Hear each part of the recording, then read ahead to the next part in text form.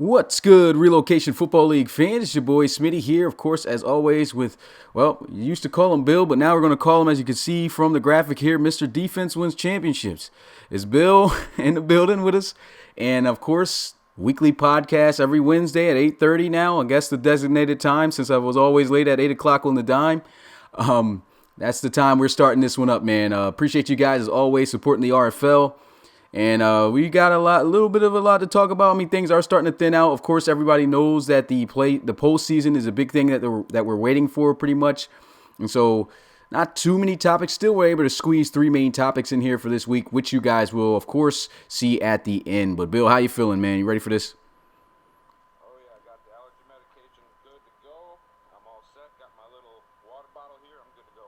Let's go. Let's get to it, man. We're going to start out with the first game that started out for Week 15 this past week. We got the Huskies and the Cougars. Big game, possibly the biggest game that we were highlighting for this week of games. And the Huskies were able to get it done over the Cougars. I mean, they were dominated at some point in the game, but the Cougars still made it close. Final score was 24-21. This game sort of lived up to the hype that we thought it was going to be. Like you said, the Huskies looked like they were about to run away with it, but the Cougars weren't going to go down without a fight, and they just sort of ran out of time at the end there. You give them another few minutes, and we might be going to overtime for all we know. But the Huskies get it done. If they maintain this level of play like this, they're going to be a force. Oh, wow. Hold up here, Bill. Jesus.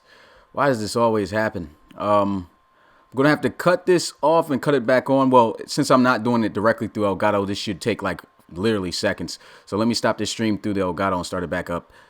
Said they can't hear you. All right, I think it should be good now, man. That's good, man. So you're just trying to silence me. That's what's going on. No, I was hoping they would hear your reaction. I was hoping they would hear your reaction when I called you Mr. Defense Wins Championship, man. But apparently they didn't get all that. Do you guys hear me better now? Is that better? Am I loud? Can you guys hear him? All right, there we go. That's So what you I'm can hear me talking now. about. See, we got 20 plus guys in here watching. Let's get these likes up, man, before we get everything started here. I guess we're restarting since you didn't get to hear Bill there, but pretty much final score of the Huskies 24-21, kind of lived up to the hype. Bill, what's your thoughts? Yeah, now as I was saying before when nobody could hear me, this game lived up to what we thought it was going to be, a big game between two great teams. It looked like the Huskies were going to run away with it for a little bit, but the Cougars pounced back and they weren't going to go down without a fight. Sort of ran out of time at the end there. They have a couple minutes more. We might be going to overtime. But, yeah, Huskies get it done. And to me, man, they can keep this consistency up. They're going to be a force like they were last year, but it was a good showing for them to get this victory today. Yeah, man, and I'll see we got the designer Christian in the building too, alive. Okay, my guy. And anyway, back to this game, man. This game definitely lived up to the hype as expected. And for a second there, it was really tight, it was really defensive a little bit. I had to say a little bit towards the in the beginning, but the Huskies, started gradually just separating, I guess you could say. They're trying to find a better word. I know I had something in my head than that, but at the end of the day, I mean, the Cougars, they asked for a rain game. Coach Roby was hoping for a rain game to affect the passing game of the Huskies, which it still did, but it looked like the passing game affected the Cougars more so than it did the Huskies. And it wasn't by much. I mean, you look at the statistics here. Rob Slater literally threw 60 passes in this game. That is the second most this season behind Tyler Agramonte, who threw 64, I believe. Yeah, 64 this season, and Slater following suit behind him with 60 passes at least here. Completed 42 of them, though, so that's not really that bad, man. And then he had 349 yards. He had 3 touchdowns. Honestly, despite some of the big misses he's had in that game, he was really, for the most part, he impressed me with his ability to still be aggressive through the rain, but still, just the Huskies defense was able to come up big in big situations. I say the downfall, of course, here, which, Coach Roby, of course, he felt it too, was just Denard Locker not running him. He expected Slater to pass out of the playbooks that he had set up, but unfortunately he passed a little bit too much, and the Huskies kind of put them in a situation where they couldn't really run the ball. And so I think without that run game, which we already know Chicago does very well, more than any team I'd probably have to say in this league, I mean, that's I mean, that's a difficult way to win the game without your strength there on offense, and the Huskies were able to get it done. And speaking of run game, the Huskies were able to establish their run game with Corey Leonidas, who Coach Roby didn't expect was going to be that much of a factor given how good his defense is. But still, Leonidas, I mean, the little guys, I mean, he's 5'10", 199 pounds. This is all off the top of my dome. I know I can remember that from calling this game. But, I mean, he was breaking tackles, making a lot of plays, and he did an excellent job on the ground for the Huskies. And I think if it wasn't for his performance, they don't win that game. And so, a great job right there. Hudson didn't pass that much. He only had 143 yards passing, 2 touchdowns, but he didn't turn the ball over. And I think that those factors is what gave the Huskies that win here in this matchup. But moving on to the game following this one, it was on Twitch. We had the Shamrocks taking on the Lancers. And the Shamrocks were able to hand the Lancers their second L in the row. The Lancers started out so hot. We'll talk more about them later on. But their second loss in a row here. The Shamrocks continuing to shock teams with a possible playoff run now as they were able to get it done 20-7. Yeah, and it's 2 in a row. It's sort of a fall from grace for the Lancers. I mean, after they held on to the number 1 seed for how long, and then there was the number 2 seed for how long, and now to fall down into the wild card round after another loss is tough. But I think this is more about how good the Shamrocks are and how underrated they sort of are in this league.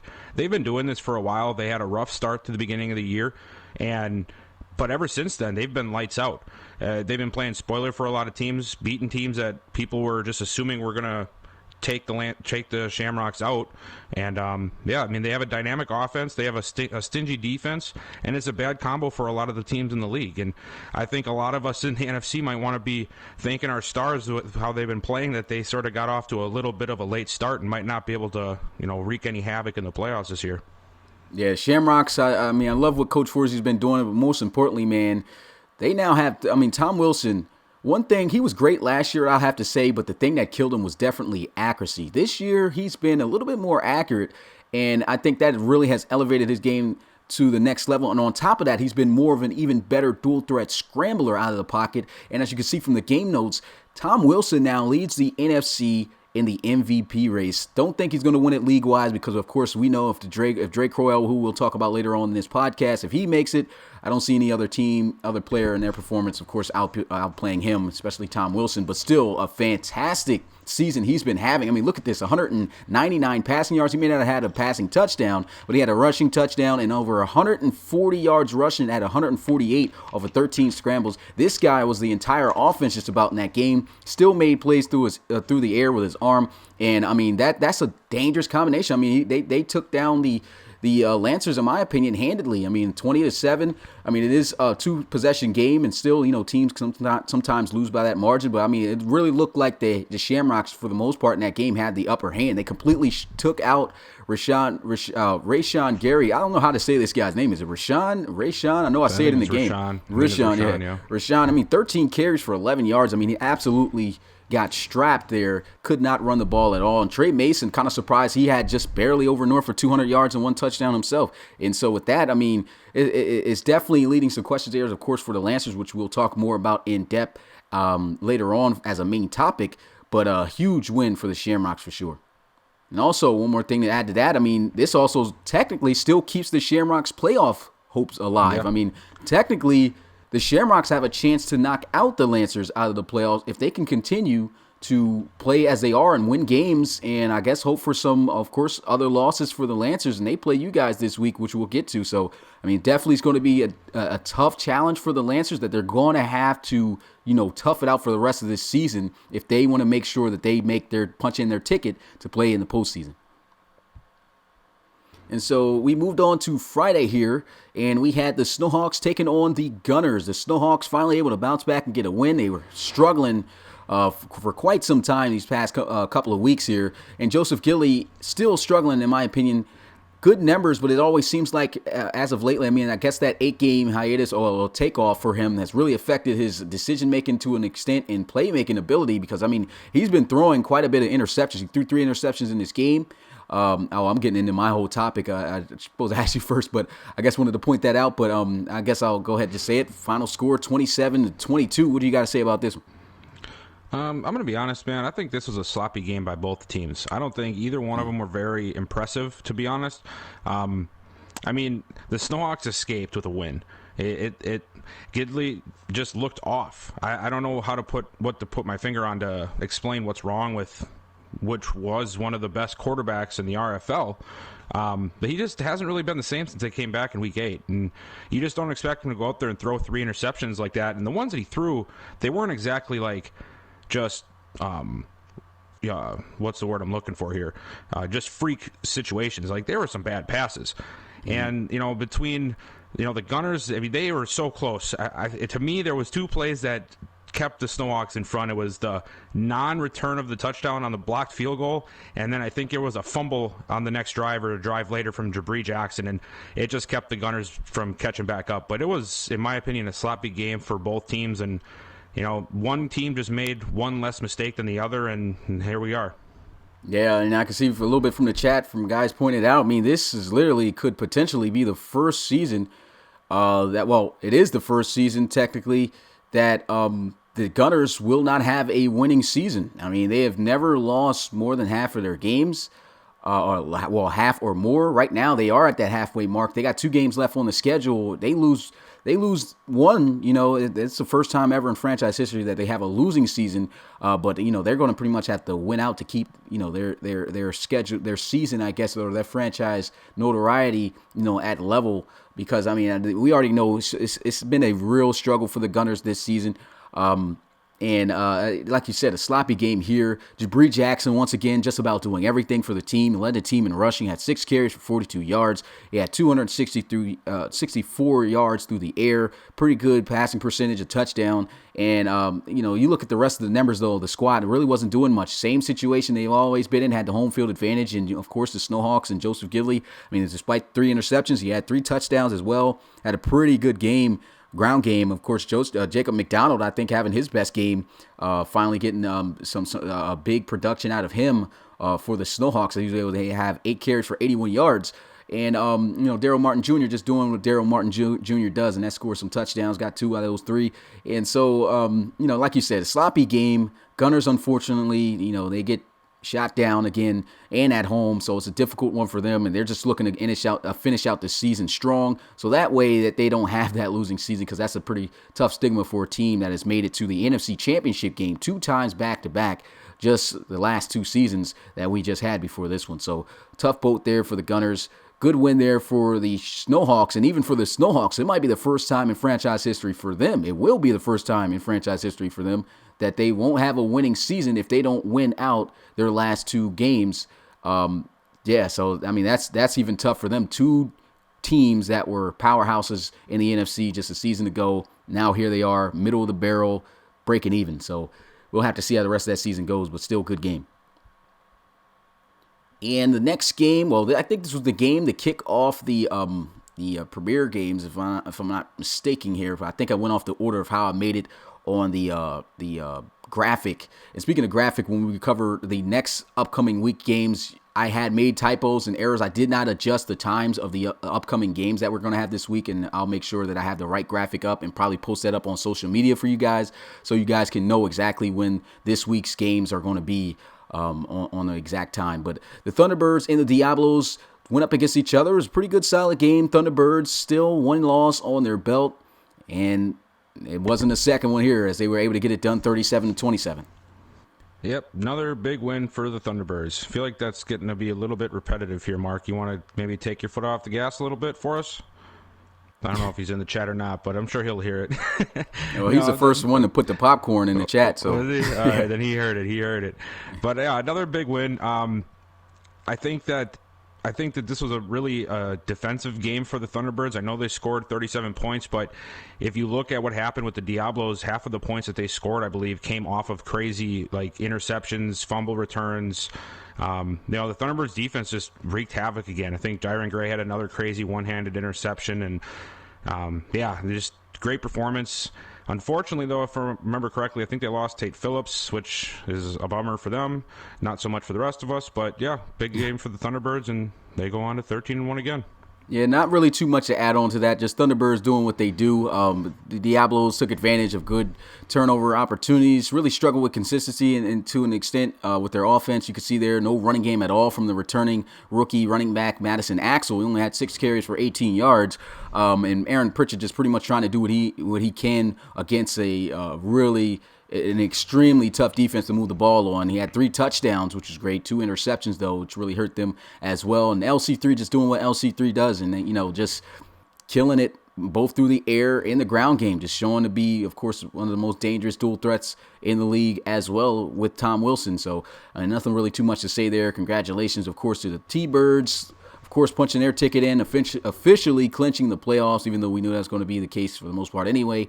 And, can't wait to see how they'll finish this season. Maybe this will be the first time in franchise history. Actually, they tie with the best record they've ever had since being a part of the RFL. The best record they had was back in season 2 when they went 13-3. They already had 13 wins, one more win, and they've already had the best season that Coach Kozera's ever had since being there. So that says a lot right there about the Thunderbirds and how they've been performing. And moving on to the next game, we got the Black Knights and the Bulldogs. This game replaced the Crusaders and Tigers game, which we'll get into later. But the Bulldogs, the Battle of London here, last time they met up, I remember it was a rainy game, and the score, I believe, was 6-14, and that was not the case here. Bulldogs able to put up 28 more points than they did last time and defeat the Black Knights 34-24. Hey, just before I go into this, it looks like I'm paying attention to the stream. It looks like the graphics are really blurred out. They are? Yeah. I don't know if anybody else is seeing that, but I watch the streams every week, and it almost looks like there's a fog over the top of them or something. Yeah, with that sometimes that's the Elgato, so it's really nothing I can do about that. I just didn't know if that. Yeah. It comes mainly from the. I just want to explain it. It comes mainly from having hella graphics on one key, you know what I'm saying? So that'll hopefully get away. All right. So anyway, Black Knights and Bulldogs. I thought this was a good win for the Bulldogs. If this was the beginning of the season, I probably would have picked the Black Knights because we all know the Black Knights sort of came out hot at the beginning of the year. But Coach Reed's got the Bulldogs playing really well lately, and they forced the Black Knights into a lot of tough spots on third down, and they just gave the offense opportunities. Solid win for the Bulldogs. Yeah, I mean, nothing really too much to say here. Just a great bounce-back game to split against your division rival. Bulldogs, I like what Coach has been doing over there with them, and this is the 3rd straight win in a row. So, I mean, he's obviously turning things around there. Makes a lot of changes with his team, especially on the defensive side of the ball. But apparently he must be trying to make sure that his team is in the best position to win games because, I mean, their defense from time to time has definitely been looking a lot better than in the beginning of the season. And they did a pretty good job there against the Black Knights. Langford Cloud finally had a breakout game, something he hasn't had in like a few weeks. He went on a little bit of a cold streak. But broke out here in this one, but unfortunately still couldn't get the win there for his team. Okay, the game following this one, we had the Aviators taking on the Dreadnoughts, and the Dreadnoughts able to get it done over the Aviators. They improved to 12-2 on the season. This is the most wins they've had in a franchise history as well. Well, tied for the most wins. They went 12-4 for their first playoff appearance back in season 2 of the RFL, and here they are about to make their second grand playoff appearance. Well, actually, I believe it's their 3rd. I can't really remember it. I'm just going off the top of my head here. But they beat the Aviators pretty good there by 14, 27-13. Yeah, I thought Matt Jones was really good in this game. he sort of carried the offense for the Dreadnoughts, and he's impressing me. And I know I was very tough on him earlier in the season, and I'm still going to be somewhat tough because there are some things that you need to see a quarterback do before you can anoint him a franchise QB. But taking the team and putting him on his back to sort of say the least is one of those things that I needed to see, and I saw him do it today. He led the team in rushing, 270 yards passing, 86 yards rushing. The Aviators did. The Aviators in the second half played on defense a lot better than they did in the first half.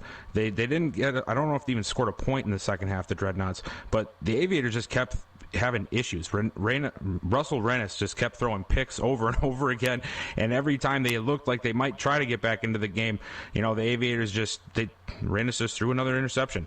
But so I mean, back and forth game for me. For the most part, the Dreadnoughts did most of the damage in the first half, but all of it by Matt Jones. I'm starting to get really impressed by him. Yeah, nothing really I could say about this game much on top of what you said, though. Good performance by Matt Jones and the Aviators, just continuing to struggle this year. Got the one win this season against the Pioneers. And, hopefully, I guess, for Coach Granger, just to, if he can get his first win, because I don't believe Granger was a coach for the Aviators when they got their first win. So he's still winning this here as a coach, and there's no better feeling than getting your first win. If you can't do it this season, of course, that will be the goal for next season. But great win there for the Dreadnoughts. Next game, we had the Celtic Tigers taking on the Bisons. And the Bisons, man, they've been having a lot of close games, and they've even had a pretty close one against the Celtic Tigers. Final score was 36-26. Yeah, not a whole lot to say about this game. Other than I'm a little surprised that the Bisons sort of they were almost there, man. I mean, I know that the Celtic Tigers won, but that was a lot more closer for comfort than what I would expect to happen. I mean, I expect the Dublin Celtic Tigers to somewhat get that defense a little bit more fine-tuned before we get to the postseason, because if that kind of performance is done against some better teams, that's not going to be a good look in the postseason. Maybe just chalk it up to sick of winning games and they're just waiting to the postseason. But I mean, Celtic Tigers get the victory, but the Bisons they looked pretty solid in that game, I must say. Yeah, and a big reason on why I felt like they even stayed close was because their defense actually came up with some big plays. There was a lot of turnovers. They were able to force a couple of fumbles, and some that they scored off of or gotten great field position from. So their defense, which did not show up at all this season, decided to show up against the best team currently in the AFC and made it a close game. But, of course, Drake Crowell doing what he does best. 4 touchdowns, winning Offensive Player of the Week. No interceptions. Definitely more to talk about with Drake Crowell later on as a main topic. 34 of 42, 378 yards. This guy getting it done. Still killing it as an entire offense. Not the number one offense in the league for no reason. Look at the numbers.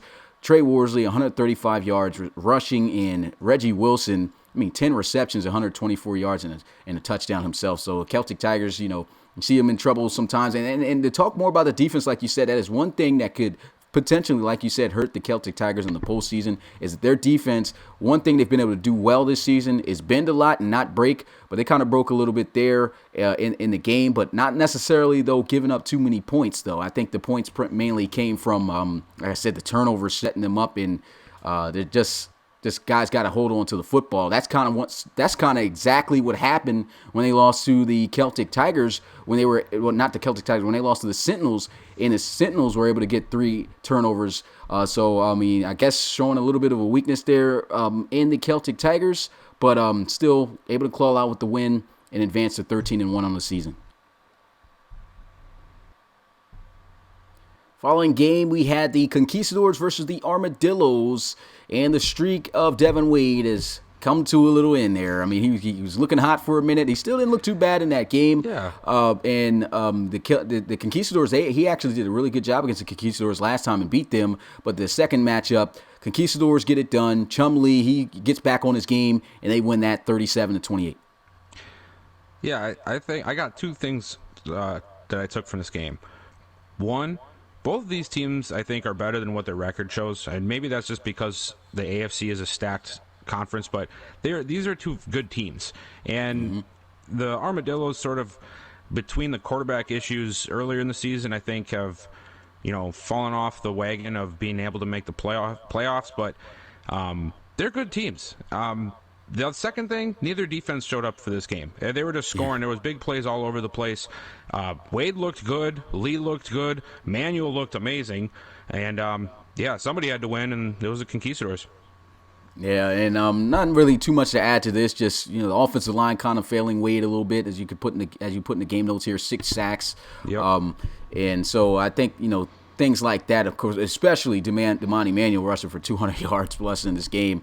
I don't think anybody was expecting that. Manuel's a a young guy still. I think this is his second year in the league, and just had a big game against a big opponent. And like you said, defense just didn't show up for both sides. Conquistadors, though, scored the most points. So good job there by Chumlee in the offense as they improved the same record as the Armadillos at 8-6. Following game, we had a close one again for the Monarchs. I mean, I kind of figured this game was going to be close anyway because the Condors kind of have been having their struggles from time to time, especially not having a really good defense like that. But the offense still, Chase McCoy getting it done. He wins Offensive Player of the Week. And the Condors were able to just survive past the Monarchs 35-32. Yeah, this is pretty much the same thing can be said here as just this last game with the Conquistadors and Armadillos. Neither of the defenses were there. It was just an offensive party. So if you like that kind of thing, cool. But yeah, both of these teams, I didn't expect it to be a real shootout one way or another. I did, however, I think expect the Condors to win a little bit more convincingly, because between these two teams, we assume that the Monarchs, they are very much rebuilding. The Condors are sort of that mid-tier team, the one that they have a solid quarterback with McCoy, they have a couple of playmakers, but they just can't get it done. The Monarchs are like, okay, they need a lot. So I was a little disappointed that the Condors made this much of a game for the Monarchs is what it was. But at the end of the day, we know the Condors defense needs a lot of work as well, and it just got exploited in this one. And Schrader's starting to come around a little bit, so maybe I'm being a little bit too hard on the Monarchs nowadays. Yeah, well, looking at this game, really not too much to say. Just reiterating what you said. I mean, the defense is, for the most part of the entire season for both of these teams, have not been there, and the Condors just were able to score the most points. A stellar game by McCoy to win him, of course, the Offensive Player of the Week, as I just mentioned before. Had two receivers over 100 yards here from the game notes, over 500 yards of total offense, and out of those 500 yards of total offense, he had 451 of those through the air with 3 touchdowns, so he absolutely did a great job. Jake Molyneux on the ground did a good job rushing. He didn't have a 100-yard game, but he was close to it with a good average, and, of course, Antoine Colquitt, the old reliable tight end for McCoy and the Condors, just making plays, making a lot of receptions, had 10 for 116. And Schrader, he had a pretty good game too. Still not a lot of touchdowns there, but a big game once again, a bounce-back game, I'd have to say, for Donovan Rhodes. 2 weeks in a row, he rushed for over 200 yards, so it seems like he's getting back into his groove as well. And we moved on to your game, which finished out the Premier games. It was a huge game for a lot of reasons. The Elks, if they were able to win this, they had a chance to knock out the Crusaders for a potential NFC West playoff. NFC West playoff spot there for the division spot, man. And unfortunately, I mean, it was a close game. The Elks started out on fire, but your team got it done 26-14. What's your takeaways from your game? It was a nail biter for sure, and the Elks defense is spectacular, and you saw it in this game. And anybody who's watched my team play, I've only had problems on offense like that with 2 teams this year. Thunderbirds, of course, and I know everybody's in the chat saying stuff about me and the Thunderbirds. Yeah, that's my nemesis right now, okay? But the Elks are the other team, okay? I have not had a lot of issues this year with teams. The Elks have been the toughest, and that's just because of the defense. And Garrison Ash with how many fumbles he's got, Antoine Buck, Cameron Ross is starting to play really well. So it was a tough game. It was a nail biter, and Worrell was really sort of all over the place in the beginning because of that defense, and luckily he was able to settle down, and the defense was able to get into a position a little bit better in the second half and contain Kyle Bain, which if he would have kept doing what he was doing in the first couple of drives, we would have been in trouble. But we found a way, we battled back, and that's why I love my team. We can get out of those tough situations sometimes. But yeah, the Elks have a great team, and man, it's a shame that they're not going to get into the playoffs at this point. Yeah, I mean, they were a really good team, especially because of their defense. And, of course, you never know what you were going to get from Kyle Bain. Either he was going to be an absolute stud, middle, or sometimes he just doesn't run enough or doesn't pass enough or just doesn't make the plays. But for the most part, he was either middle or top of the line type of performance from being a dual threat quarterback this season. And he had a pretty good game against you guys. In terms of the yards, you see the passing yards not there, but he actually ran the ball pretty well on that one play where he split two of your defenders and scored a touchdown. I mean, this guy was doing everything to try to win that game. But, despite the defense still playing up to standards, forcing some turnovers and making plays, I mean, it still couldn't get it done. Your team able to get it, improved to 12-2, and still trying to beat out the Thunderbirds for the division. Still a possibility. One of these times, man, all right? One of these dang times it's going to happen, Mark, all right? Hey, I respect you as a coach. You have a great team. But, damn it, one of these times I'm going to win. Putting that out there. Yeah, man, I got a feeling like you guys are going to meet in the postseason. And so that'll be a third time in one season that you guys do that. And I'm pretty sure everyone's waiting for that. But good win there against the Elks. Of course, hats off, though, to a pretty good season for Coach Marshall. I know he put in a lot of work there for his team trying to get victories, and he just fell short by a game. But good effort. And a game following this one was another huge game for you, as this clinched the Explorers definitely for the playoffs, even though everyone knew they were going to make it for the most part anyway. But the Marshalls were able to even not only help you get into the playoffs, but of course help them get into the playoffs on top of taking lead in the NFC South over the Lancers after their loss to the Shamrocks as they defeated the Desperados 30-20. Yeah, this was a good game, and it was a tough break for the Desperados because I think I might have put it on. Can't remember if I put it on here or not. No, I didn't. But the Desperados actually outgained the Marshalls on offense, and they still lost by 10. And a lot of that was due to the 3 turnovers, and 2 of which came from Tavion Hall, which has been sort of surprising development as of late because. It was 2 in this game, and I looked it up because I was curious because I remember seeing this happen before. And he's actually tied he's the leading running back with 6 fumbles for the entire RFL, and the only person ahead of him is actually Kyle Bain with 7. So there's been some issues with his ball security all season, and I honestly think that was part of what led them to this loss in this game. The Marshals' defense is very good. You can't give them any opportunities like that, and when you give them 2 opportunities in a row, you're asking for trouble, and they made him pay for it. And what I'm going to say about this, though, I mean, it says he's got 6 fumbles, but let's also be reminded, did he fumble 4 times in that game? Twice. Twice? I believe so. I believe it was No, twice. it was 3 for sure, because I know that Mac forced 4, and 3 of them was against Tavion Hall. Are you sure? I thought it was 2. I'm pretty sure it was 3 on Tavion Hall. So he got half of his that he already had from in that game, so that kind of messed him up and definitely makes it seem tougher ball security for him. For the most part, I don't think his ball security has been too much of an issue this season, but of course the key to this game was definitely Mac Truck. I mean, you run right into the best linebacker on the field, the best player on that defense, the heart of that defense. It doesn't matter how great of a running back or a ball carrier you feel you are. You run into the Mac Truck, it's a Mac Truck. He's going to run you over, and he ran right through Tavion Hall, absolutely destroyed him on every hit, and forcing 3 fumbles like that. I mean, if it wasn't for Mac Truck, I think this game would be close. I still feel like the Marshalls would have won if it wasn't for those turnovers, but like you said, Desperados outgained them offensively, and they still lost this game, and I do think that was a big reason in due part to the fumbles that Mac was able to force. He forced 4 of them in that game, like I said. So that was a huge performance by him on defense. And as for the Marshalls, despite the win, they take another loss here at the running back department. They'll be without both now Overstreet and now the rookie running back who had himself a pretty good game, 17 carries for 74 yards, no touchdowns. But now Adam Guerin's going to be out until the relocation bowl. So they're out with their top 2 best running backs, and they'll have to deal with their 3rd and 4th string backups, which is Rashad Higgins, and I think the other one is Gerard. I forgot what his first name is. I didn't type that down. That's just off the dome. But the Marshalls taking a big hit there despite the win, but a huge win for them.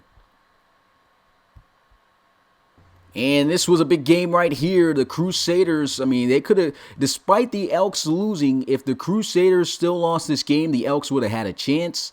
And I honestly think the Elks would have probably won the division because the Elks got the more easier schedule. And if the Crusaders lost one, the Elks had a more better chance of winning out. And so, I mean, a tough one. I know Coach Marshall was looking at this game and couldn't wait to see if the Tigers could come through in a clutch for them and play spoiler, but it didn't happen. The Tigers almost got it done, man. Took it all the way into overtime, but the Crusaders won with a last-minute field goal in OT, 26-23. And that's actually what my notes here say. Some of these times, like, you'll hear me talking about the losing team, and it's because sometimes I'm more impressed with the loser in the game than the winner because of what I expect from the winner. And with the Crusaders, yes, the suspension probably didn't help anything, but they're a division leader, and I expect them to win this game, quite easily, simply. And that's nothing against the Tigers, but the Tigers are in rebuild. The Crusaders are not. Or at least not right now, because they're chasing a division championship. But the Tigers were more impressive in this game. You know, the Crusaders, they bounced back and they eked it out in the last minutes and got to OT, and then it was back and forth in OT, and they finally got the field goal. You know, it's troubling here for the Crusaders. They've got to be able to win these games a little bit better if they are going to be if they're going to make some damage in the postseason. So hopefully, Coach comes back and no more issues, and they can get back on track with winning. Maybe Bentley coming back in a couple weeks will help them out, but something's got to help them because, this kind of game here is not going to get you anything in the postseason. That's for sure. And one thing I can say about the Crusaders, they at least showed fight here, and you definitely need that for the postseason. But like you said, you play a team like the Crusaders, I mean, like the Tigers, excuse me, and that's a game you're expected to win. But another knock to put on the Crusaders, which technically isn't all the way their fault. I mean, of course, a mistake done by Coach Bacigalupi getting suspended. He couldn't coach this game, and so it was up to the AI to try to get them this win. You can tell the effect off the bat there that they, of course, the Tigers having a really good coach in Coach Wizenard, and Peyton Vandervelde. I mean, he came out on fire, man. 400 plus passing yards at a touchdown. Look at that, 36 of 46. He was getting it done, and unfortunately, they just could not hold on. There's a lot of teams that are weaker in this league, and of course that don't have many wins. And it seems like that's always the case. They start out strong, but the biggest thing they have to do is finish in the second half and in the fourth, and they just don't do it. The Tigers gave up some pretty big plays there towards the end, went into overtime, and just couldn't get it done, man. A couple of missed field goals, too, also with in the notes saying, of course, struggling with the field goal, which were costly. And a big win for the Crusaders, which clinched them the playoffs. Of course, I didn't post about that, though, yet, because I just want to post up when an actual Madden game actually says they've clinched it. But the Crusaders have clinched the playoffs, so, we'll look at the postseason, of course, on who's in there currently. But a big win right there for the Crusaders. Congratulations to Coach Bacigalupi. Able to get to the postseason for the first time he's been coaching. It definitely hasn't been an easy road for him. But, man, his Crusaders came in for the clutch for him for this game without him being there to coach him.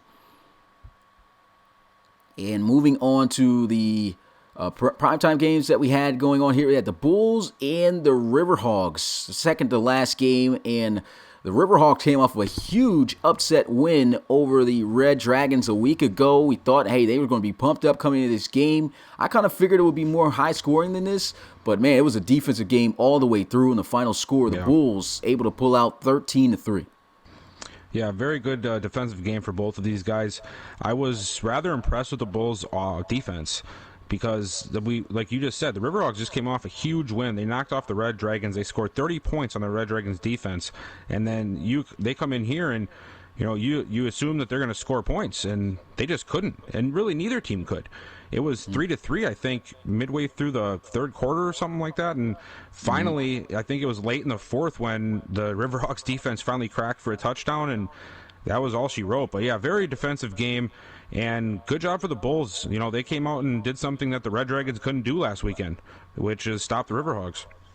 Yeah, and also, I kind of figured it would be, Honestly, I'm not going to say I kind of figured this because, like I said, I thought it would be more high scoring, but I did not think that these defense. I knew they were good defenses coming into this, but they absolutely shut it down. Nobody was doing anything, and of course, Lane Kearney, despite the interceptions, one thing he does very well, and of course, he's got the ability to be able to do this as he should. He's been clutch throughout his career. He's got the clutch ability, and I think that's what really helped him in that fourth quarter for that only scoring drive for a touchdown that he led.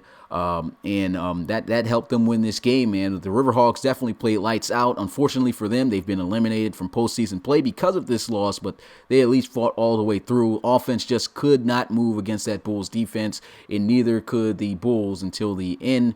Yeah, good win there, as the Bulls still only one loss on the season. And for the final game, to recap all of Week 15, we had the Red Dragons taking on the Pioneers. Of course, everyone expected the Red Dragons to win this. They get it done after their loss to the Riverhawks, who we just talked about, and the final score was 32-15.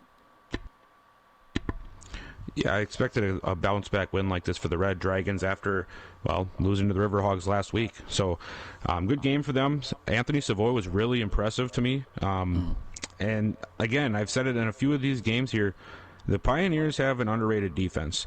They're not the best team, but their defense is solid. And Savoy had a great game, and the Red Dragons bounced back after their loss to the Riverhogs and showed that they can do damage on offense. So it's like I said last week when we talked about the Red Dragons, I'm not concerned about them. I think they'll do just fine in the postseason.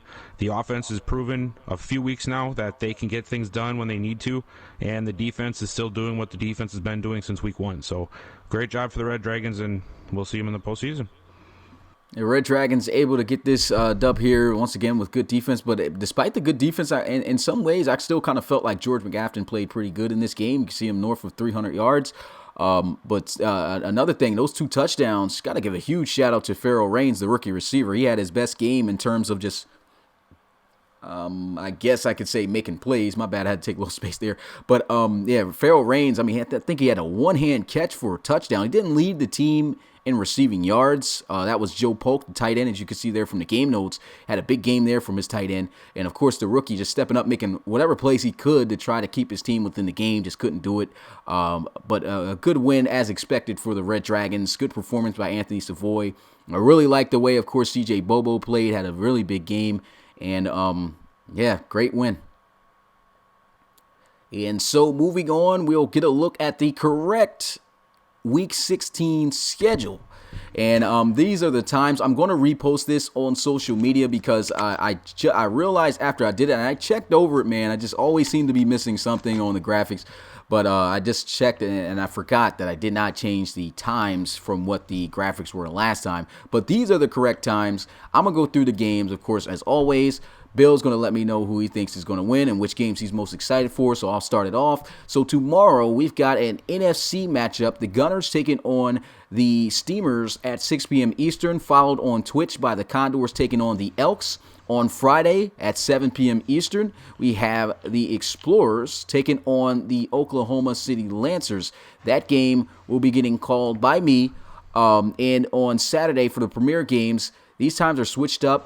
I still don't have this right because I forgot I gave Frank this game, and so Jeff won't be able to commentate this week. So I think I'm going to flip those games. This time was correct, but I'm going to have to flip it.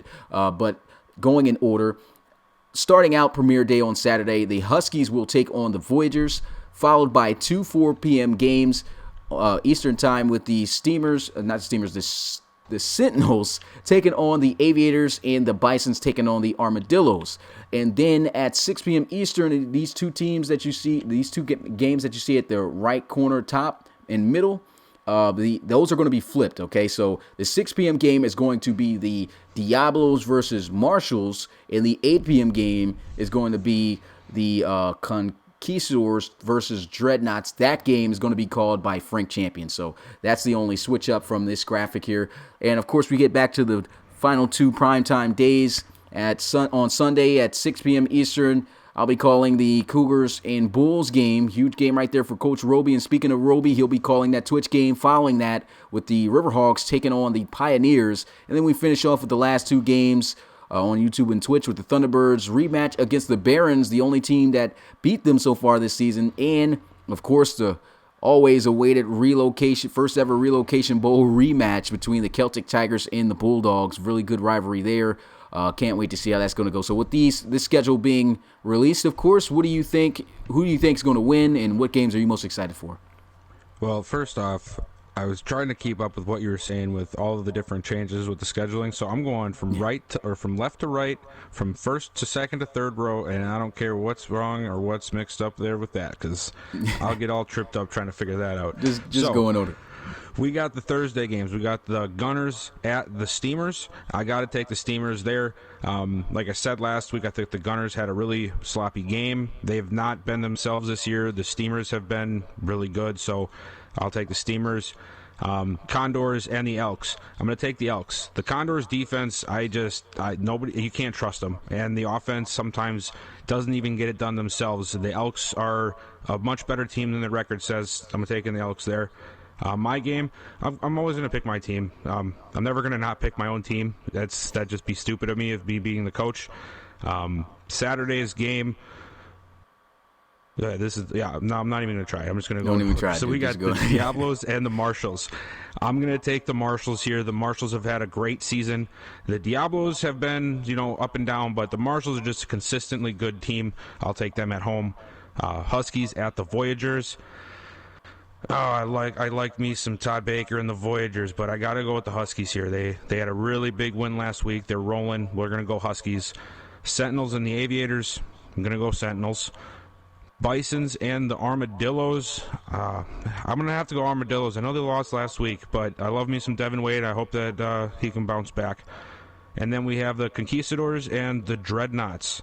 Going to have to go Dreadnoughts there. And then moving on to the Sunday games, Cougars and the Bulls. This is a huge game. Yeah. I'm gonna pull for the Cougars one more time here. Come on now, Rob, help me out here. I'm gonna go Cougars. I think they're due for a big win. They haven't been able to get the Bulls or the Huskies yet. I know they have a couple of big wins. I think they'll get on track this weekend. Riverhogs and the Pioneers. I'm gonna take the Riverhogs. They had a rough week last week. I think they'll bounce back. Thunderbirds and the Barons. Roland, it'd be pretty cool if you could beat the Thunderbirds for me, but I'm going to have to pick the Thunderbirds because, well, they just always end up winning. So, and then the Celtic Tigers and the Bulldogs, I'm going to have to go Celtic Tigers with that one.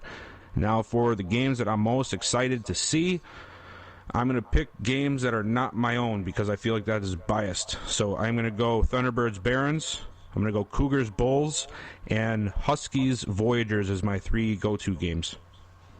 Gotcha. So, my picks here for this week, I got the Steamers over the Gunners. Not really too much to say there. Just a team that's been performing well with home field advantage on top of that. The Elks, I got over the Condors, of course, with their great defense and, of course, the inconsistency with the defense of the Condors and their up and down offense from time to time. I do have the Explorers also over the Lancers. I think it'll be a pretty good game.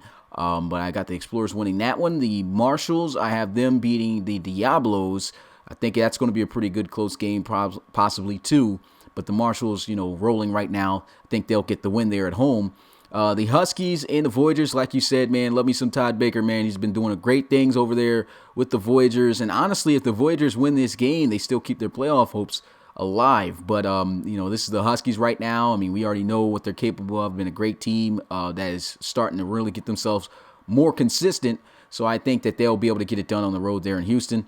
I got the Sentinels over the Aviators. Just feel like the Aviators just aren't getting it done there.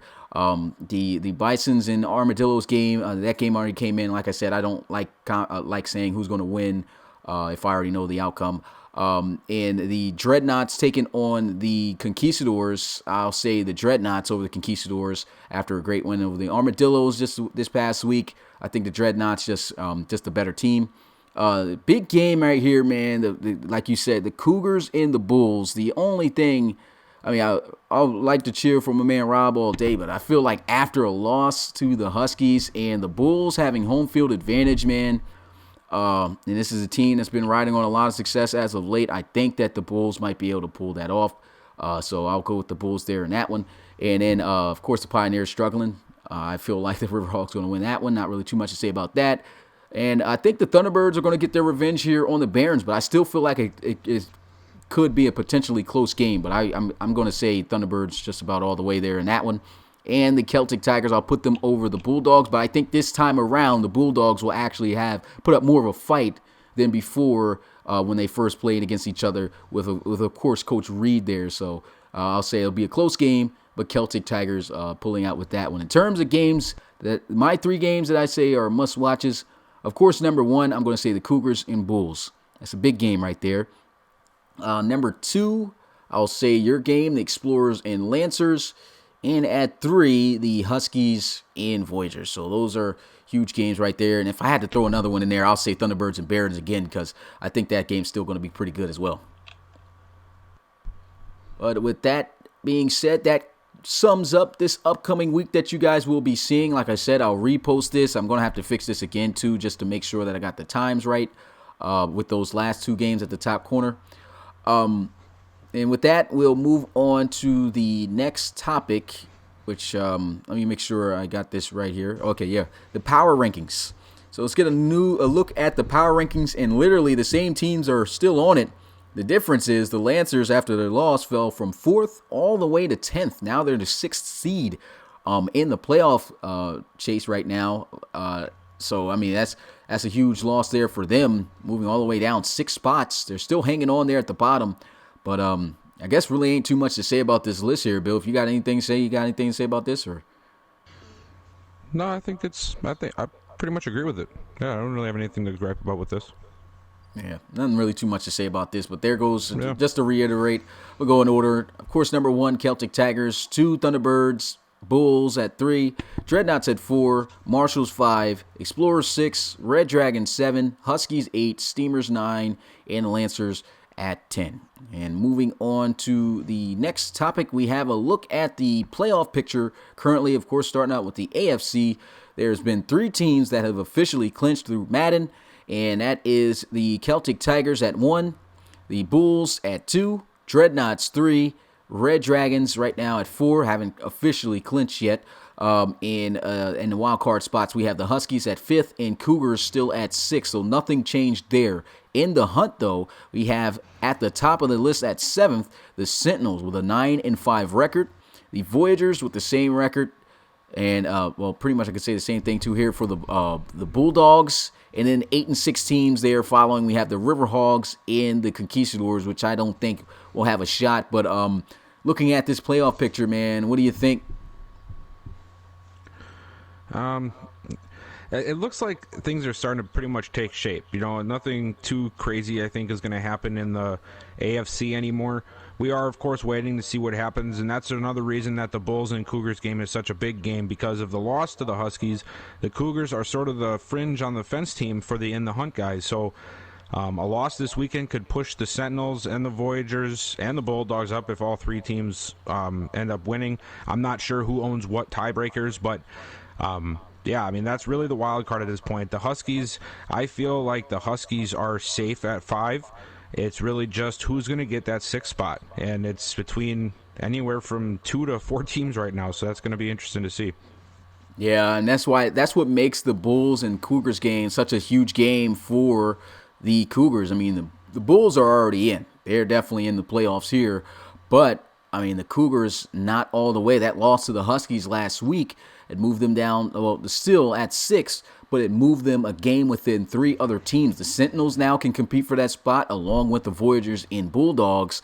And we know the Voyagers are going to be playing the Huskies. That's a tough one for them. And the Bulldogs, I mean, let me go back because they're playing the Celtic Tigers, so virtually I feel like they might lose that game. They'll be eliminated most likely. And then for the Sentinels, though, they play the Aviators. So if they win this week, not sure, like you said, with tiebreakers how things go and the Cougars lose, there's a possibility that the Sentinels might just take that wild card spot from them, especially due to the fact that if they lose to the Bulls, they got to play the Huskies again, who they lost to a week before. So it's a lot right now riding on the Cougars. We'll talk more about that. But I feel like not necessarily, of course, secured yet is the AFC playoff picture. But for the most part, I think the first 5 are definitely a shoo-in. And with that being said, we're going to move on to the NFC side of things, which I kind of feel differently. I feel like the teams that are in right now are in, but things still can change. As looking at it, of course, we got 4 teams that have officially clinched.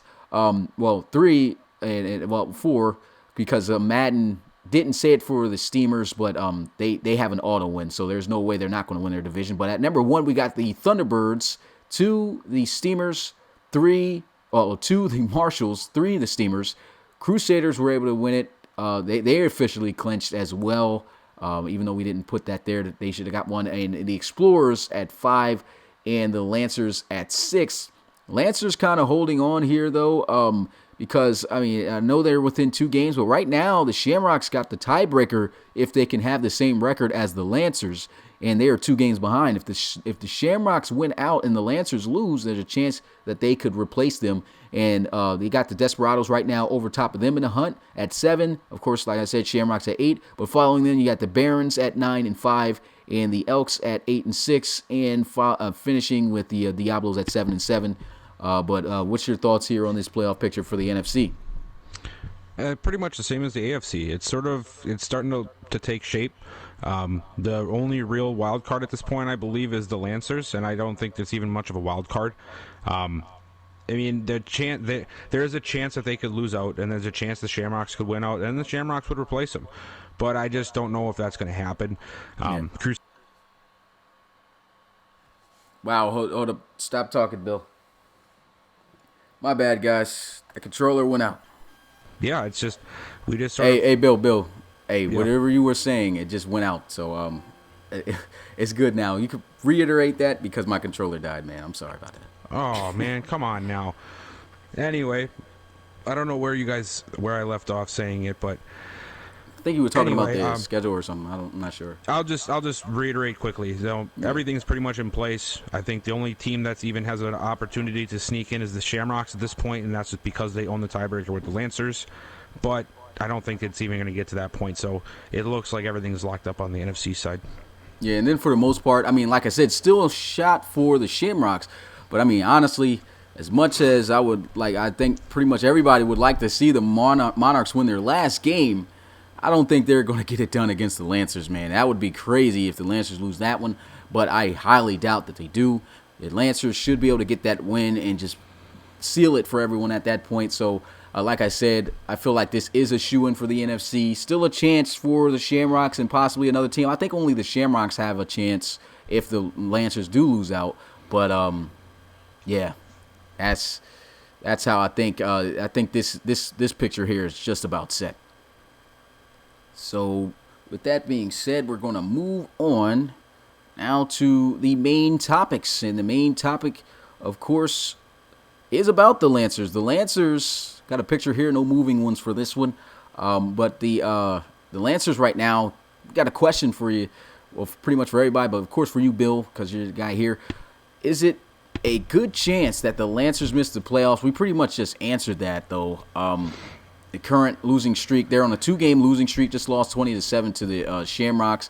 But do you think there's a good chance, though? I guess I can say this, that the Lancers do lose to the Monarchs and that the Shamrocks win out.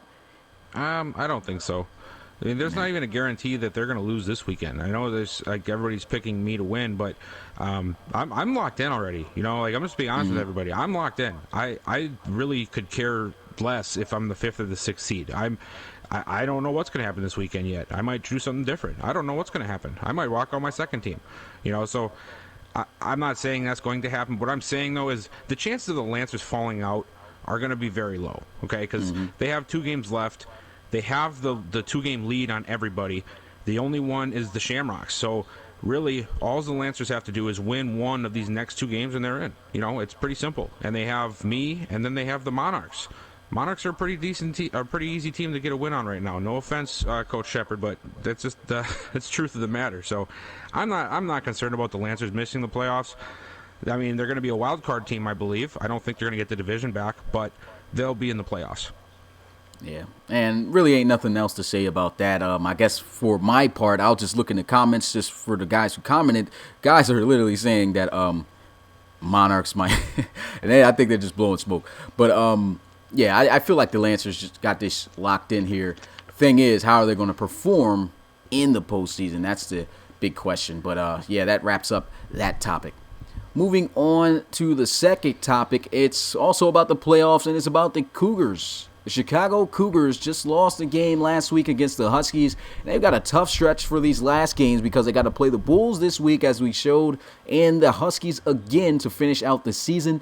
If they lose both of those, most likely they will, I believe, miss out for the season. I think they will, because the Sentinels, all they got to do is win. They get an auto win to finish out the season.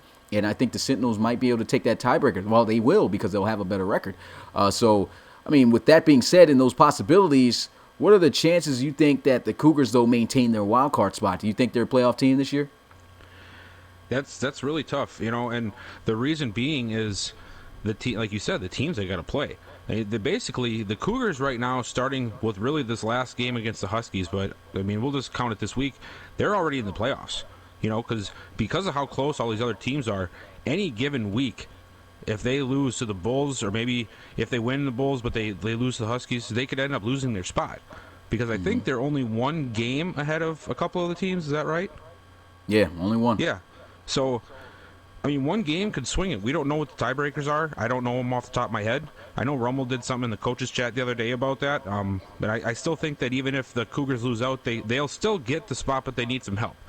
But at this point, if I was the Cougars, I would be looking at every single game like it's a playoffs, because it's going to be a very difficult time to maintain the wild card spot, especially when you have the Huskies, the Bulls, and the Huskies. Like, what kind of scheduling is that? That's horrible for them. So, you can say that they will because they already have it, but it's an uphill battle to keep it at this point.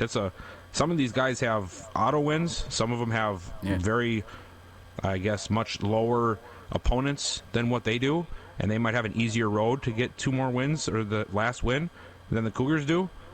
So, but it's theirs to lose, so it's on them. If they win, they don't have to worry about it. So let's see what they got, Yeah, and to be honest, man, the Cougars, if they lose out, it's over, because I don't think the Aviators are going to beat the Sentinels. I don't think it's an extremely low chance, but I know for a fact, for the most part, that the Sentinels are going to win that game. And so with the auto win, they're going to win out. They're going to be 11-5. So if the Cougars lose these last 2 games, they're going to be 10-6, and they're not going to make it to the playoffs. So this, like you said, they got the wild card spot right now, but they have to win one of these 2 games. How do I feel, though? I do feel, even though I betted against them this week, that the Bulls might beat them. What I will say, though, is that I won't be surprised if the Cougars beat them, because the last time these guys met up, the score was literally 22-21, I believe. I know it was a 1-point game. It was either 22-21 or 23-22, but it was a 1-point game last time these guys met. The Cougars, they can beat the Bulls. They can beat the Huskies, in my opinion. So they just need to beat one, and that guarantees that they'll be in the playoffs. But like you said, these are still the Bulls and the Huskies we're talking about here.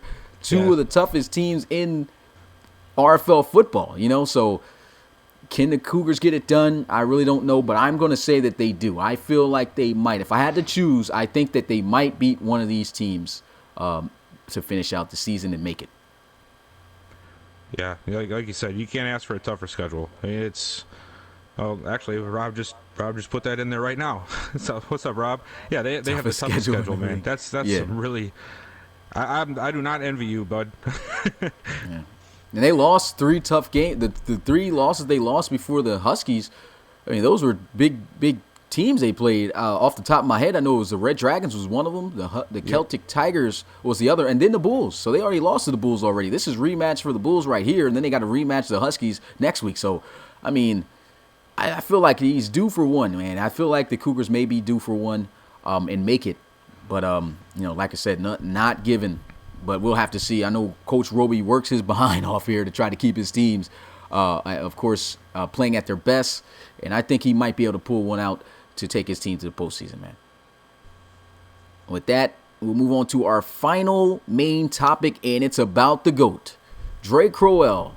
This guy is having his best season in the RFL by far. 4,851 passing yards, the most passing yards he's ever had in a season, and he's still got 2 weeks left. He's tied for the most amount of touchdowns he's ever threw in a season, which was back in season 1 of the RFL, the season he took his team to the relocation bowl against the Bulldogs and lost that one. So he tied that, and there's still 2 weeks left to break that record. He's even in the top 10 for the most passing touchdowns in a single season. He's also thrown only 8 interceptions, and he's got the number 1 offense in the league, of course, being led by him. This is his best season by far. And the question is, do you think this is the year that Dre finally wins it all? On top of that, also, this will be the first time, believe it or not, that Dre Crowell wins MVP. I think it's just about locked in that he's going to win MVP this year. But he's doing everything that he hasn't done now. The only thing left on the table is for him to win the relocation bowl. Do you think he will do that this year? Man, you're not going to like this answer. Oh, yeah. I don't think so. Mr. Defense wins championships. Yeah, I'm serious, man. Like, I mean, people scoff at it in the chat. You know, I know we go back and forth about it, but man, it's serious. That's a serious thing. You think if this game that happened this past weekend with the Bisons, you think if that was a team like the Bulls or the Cougars or the Dreadnoughts or these better teams, you think the game goes that well for the Celtic Tigers? Well, if you look at the game, though, those points came from turnovers. They were turnovers. Hey, that's still points. That's still points. I know, being allowed, but it's in my opinion, I feel like the points are given up. When they have turnovers like that, that's when they lose games. They can't do that in a game. I think they have a shot, but of course, yeah. But what you're saying then is the defense of the Bisons is better than half of the defenses that they're about to play in the postseason, which I don't believe is true. I'm not saying that at all. I'm thinking that the turnovers. I'm trying to sort of paint it with the Bisons game. Like if that was the situation last week, if the defense just forced too many turnovers and put them in uncomfortable spots, what do you think the Red Dragons are going to do? You know, what do you? If the Cougars make it in? They have a fantastic defense. What are they going to do? You know, like. There's some teams out here, the Dreadnoughts. The Dreadnoughts defense has been crazy the last couple weeks. Antonio Kellum, I mean, I think every week he's got like a fourth quarter interception. I'm just saying, like, I would love to see Dre ride off into the sunset with a Reload Bowl victory, but I just don't know if they're going to be able to top every defense in the AFC. And then if they get through the AFC, who do they see from the NFC side? You know, what kind of defense are they be facing there? I don't know, man. It's going to be a tough one. I don't see it happening. I just don't. I don't think the defense is going to be up enough to hold off the other teams long enough. That's just my opinion. Well, of course, you know I'm not going to agree. And this is the main topic on why we've even put your name as Mr. Defense Wins Championship, stemming all the way back. When did we have that debate? 2 weeks ago? Yeah. 2 weeks ago. So we've already knew what our standpoints was on this topic back then. I mean, this is where that argument stemmed from. I believe Dre Crowell is going to win it all. And the reason why I believe that he's going to win it all is simply because of this. He's beaten the Red Dragons already, okay?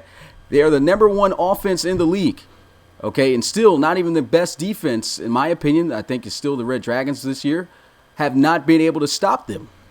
And so with that being said, in the way that they're moving, I do feel like, look, I could be wrong, but I do believe that the Celtic Tigers are going to win the relocation bowl, man. And it's going to be interesting, though, because even if they do win in the AFC, yes, if they have to play the Thunderbirds or the Explorers, though, for the championship, I don't know what's going to happen there. You know, definitely don't know what's going to happen in that regards, due to the fact also mainly because of that bend and break defense that they got. That defense, in my opinion, is the reason why they even have close games. And then also, when they have lost or had close games, it has been from when they have had just turnovers, like weird turnovers in terms of like the guy just fumbling, you know, somebody fumbling, not Dre, but like the fumbles he even had against the Bisons. Like I said, I'm not trying to give any credit to the Bisons defense for forcing them. I mean, even though they did, I just think the guys just flat out dropped the ball. When they have a game like that, they have a high chance of losing, but I don't feel they're going to play like that at all in the postseason. I think Dre's going to win the whole thing this year. I don't believe in jinxing, so I say what I think's going to happen. I'm not saying I don't want him to win it. I just don't see it happening, man. I just think that, you know, I'm not saying they're going to be one and done. I don't think they're going to lose in the first game, but they have to go through 3 teams, and they're going to be 3 of the better teams in the playoffs, obviously, to win to hoist that trophy. And I just don't know if they might do it once, maybe even twice, but I don't know if they're going to do it 3 times in a row. We just seen how many close games from them, and one of these times it's going to be a team that does not let them get back in the game, is what I'm saying. One of these times the heroics of Drake Crowell isn't going to be enough. Not for 3 straight games, I think. The thing is that for my thoughts even on this, it's not necessarily like the thing that I think soars him above even these defenses is the fact that he's not the only one like Jabri Jackson making the plays.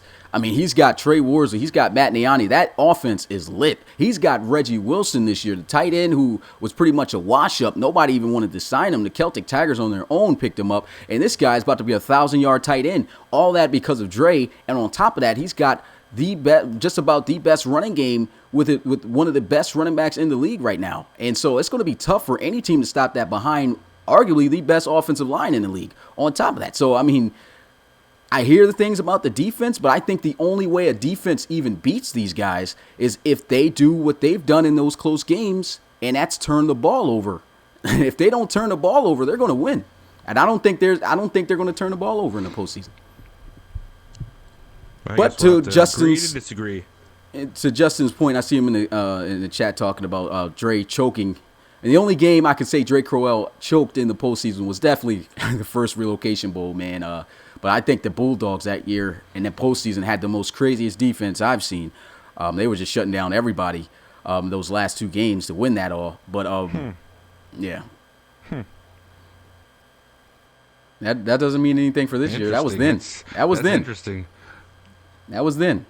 Yeah, and not to mention, if you look at the game, he didn't even have Trey Worsley. I guarantee you they probably would have won that game if Trey Worsley wasn't even injured. Trey Worsley was injured in that game. They had to go off of a backup running back that was a 70 overall.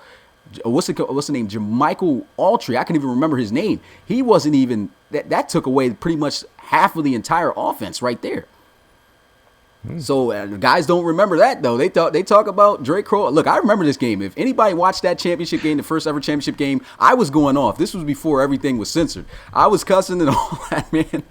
I really thought that the Celtic Tigers and Dre was going to win it all. And then when that happened, I was just like, wow.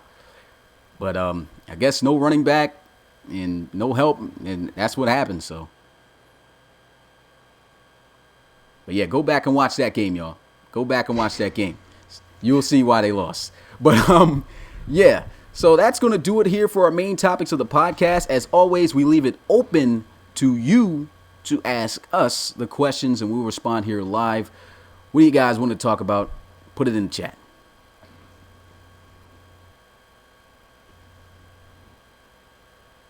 Moon Vision choke well. I don't see a single question yet.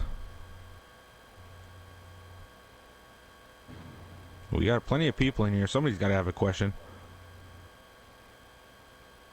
I think I've seen one where somebody's saying, when is the draft? The RFL draft is going to be July 18th through the 20th of this year. Yep. Does the Barons or the Desperados still have a shot for playoffs if they win out and Lancers lose out? Well, Barons don't. Desperados...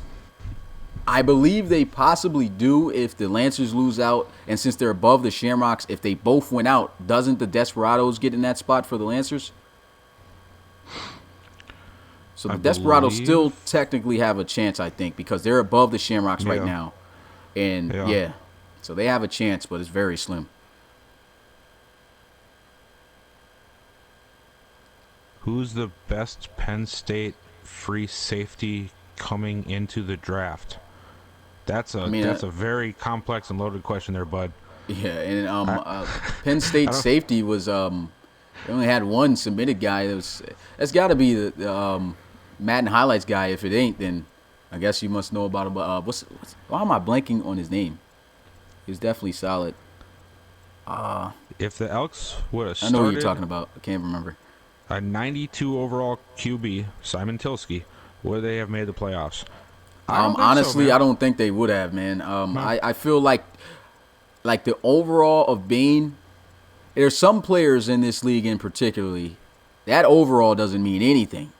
Now, I'm not saying overall doesn't mean anything, because it does. But there are some players that defy the overall, and play better than what it says. And Kyle Bain is one of those guys. On top of him being a dual threat. For one, Simon Tilsky is not mobile. He would have probably made some good throws, but I still think for the most part when the passes were there, Kyle Bain delivered on them. So I don't see how it would have been too much of a difference with him adding that scrambling ability on top of that. I think that's what made the Elks more dangerous to even be able to compete for a postseason spot. So what do you think, Bill? Yeah, that's pretty much the same thing for me. Yeah, A.J. Bowen. Knew that was you. Yeah, it's A.J. Bowen, man. Yeah, you was talking about A.J. My bad. All good. Yeah, I was on the same wavelength as you with that one. I don't think Tilsky would have made any difference. Yeah. Bill, if defense wins championships and trades CJ, you don't need him. Darius, come on now, man. You can't go so extreme just to try to make a point, bud. You have to at least have some facts to back it up. Good point, man. my guy. Good point. That's a horrible point, and you know it. If I would have tried bringing that to one of our debates, you probably would have told me to shut up. That's a good point. Who said that? That's a dumb point. You get a million reload bucks. I like you too, man. That's a weird comment from you, man. I don't know what's gotten into you. A million reload man. Bucks in the account. That is ridiculous. In Discord, trade CJ right now. You have to have. Okay, let me get this straight though. And I'm not saying this just because Darius is poking fun at it, but I just feel like sometimes people think that what I'm saying is you don't need to have an offense at all. Is not what I'm saying. What I'm saying is that you can have an offense, you can have a defense. If you have to choose one to be better than the other, I think the defense is going to get you more wins than the offense being better than the defense is going to get you more wins. That right there from you explaining it to me still doesn't make sense because That's if one's better than the other on either side, who's going to win? This is the situation, though. This is the situation. Mr. Defense wins championships, everybody. Hold on here. Look at every playoff team right now. Half of them, no more than half of them. What do they have? They have a defense. Okay. And when the Celtic Tigers win the Reload Bowl this year. Hold on. The Crusaders, and no disrespect to the Crusaders, because I know they've been sort of having some up and downs, but they were the number one offense in the NFC for the first 8 weeks before Bentley got hurt, and they are one of the worst playoff teams because their defense is not up to the task. Yeah, that's what I'm saying. A good point. That's what I'm saying. If you look at the top teams, they have defense. They have consistency on defense, and even if their offense isn't Do you ever think though for that work. reason that's because their offense just is not good yet enough to beat one of those defenses? It's not necessarily if they were even kill, it could go either way. So that's why I'm saying that doesn't prove the point that defense is the reason why they always win the game. It isn't that point, but it's because their offense on the other side was not as good to move the ball. That's why I said it's 50-50, bro. You can't say the defense is more important than the offense. And from your example that you put, you said if you had to choose one side that was better than the other, you said you would go with defense. But if the offense is better than the defense, right, does it matter? The offense is going to win.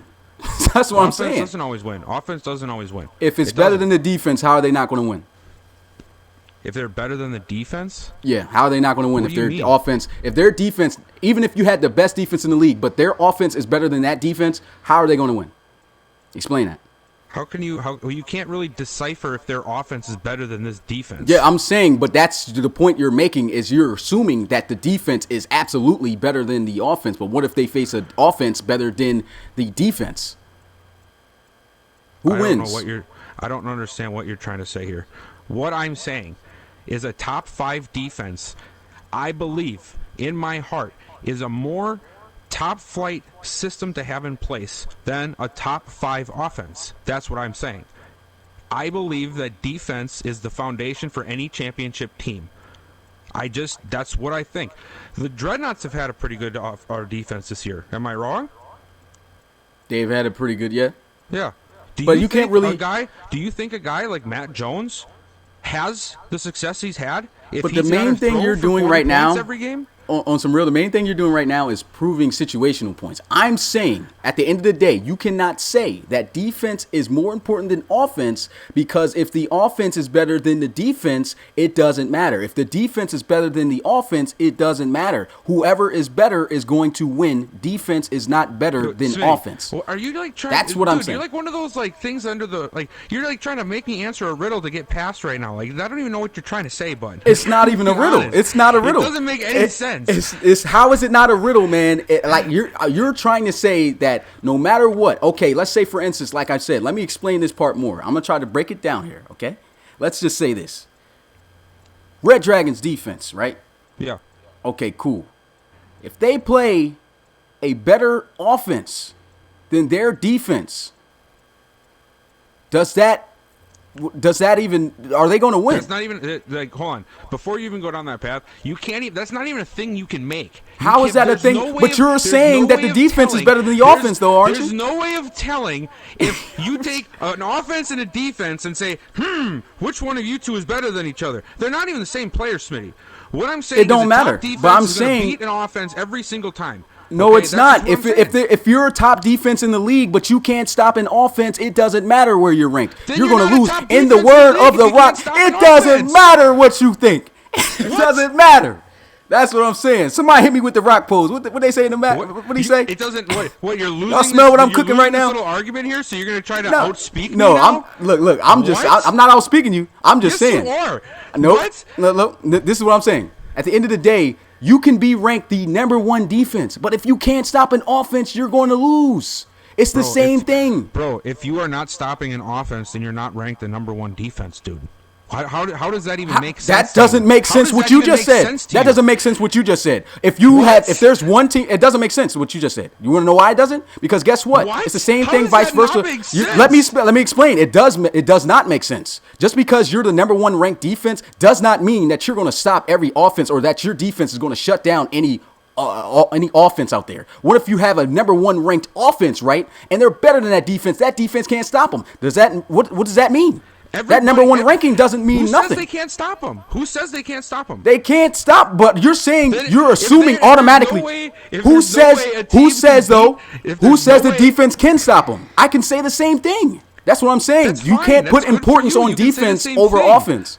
That's fine. That's good for you. You can say the same thing I can, except reverse. That's not going to change my opinion, man. But that right there explains the fact that you can't say that defense is better than offense. It's not. It's equal. No, it doesn't explain anything. Yes, it does. It does. How does that not explain it? If a defense is better than an offense, okay, the defense wins. If the offense is better than the defense, it doesn't matter where they're ranked. If that offense is still better than that defense, they're not going to win.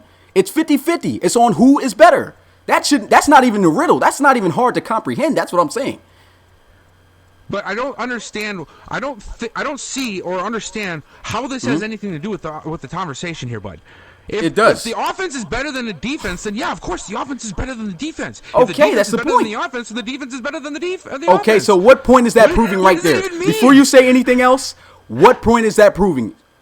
That the offense or defense, it doesn't matter. They're equally important. What point is That's what I'm saying. Proving? That's all I'm saying. I just explained it right there. What you just said. Yeah, if the offense or defense can be better than the other, that does not mean your point that you're trying to make is that the defense is always going to be better, more important than the offense, and that's not the case. That's what I think.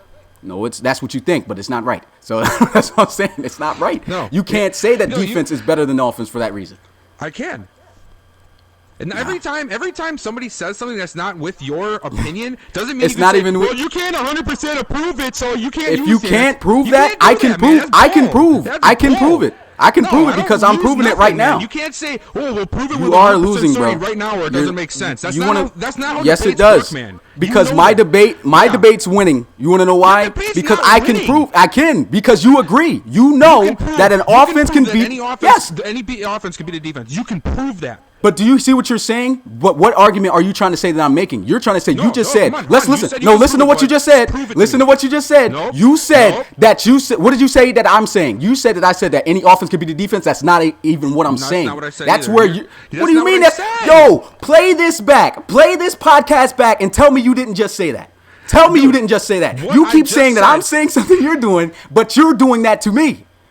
That's what I'm saying. Bro. You just said that prove to you that any offense can beat a defense. Is that my argument? No, it is not. It's my argument is that that defense is not more important than offense.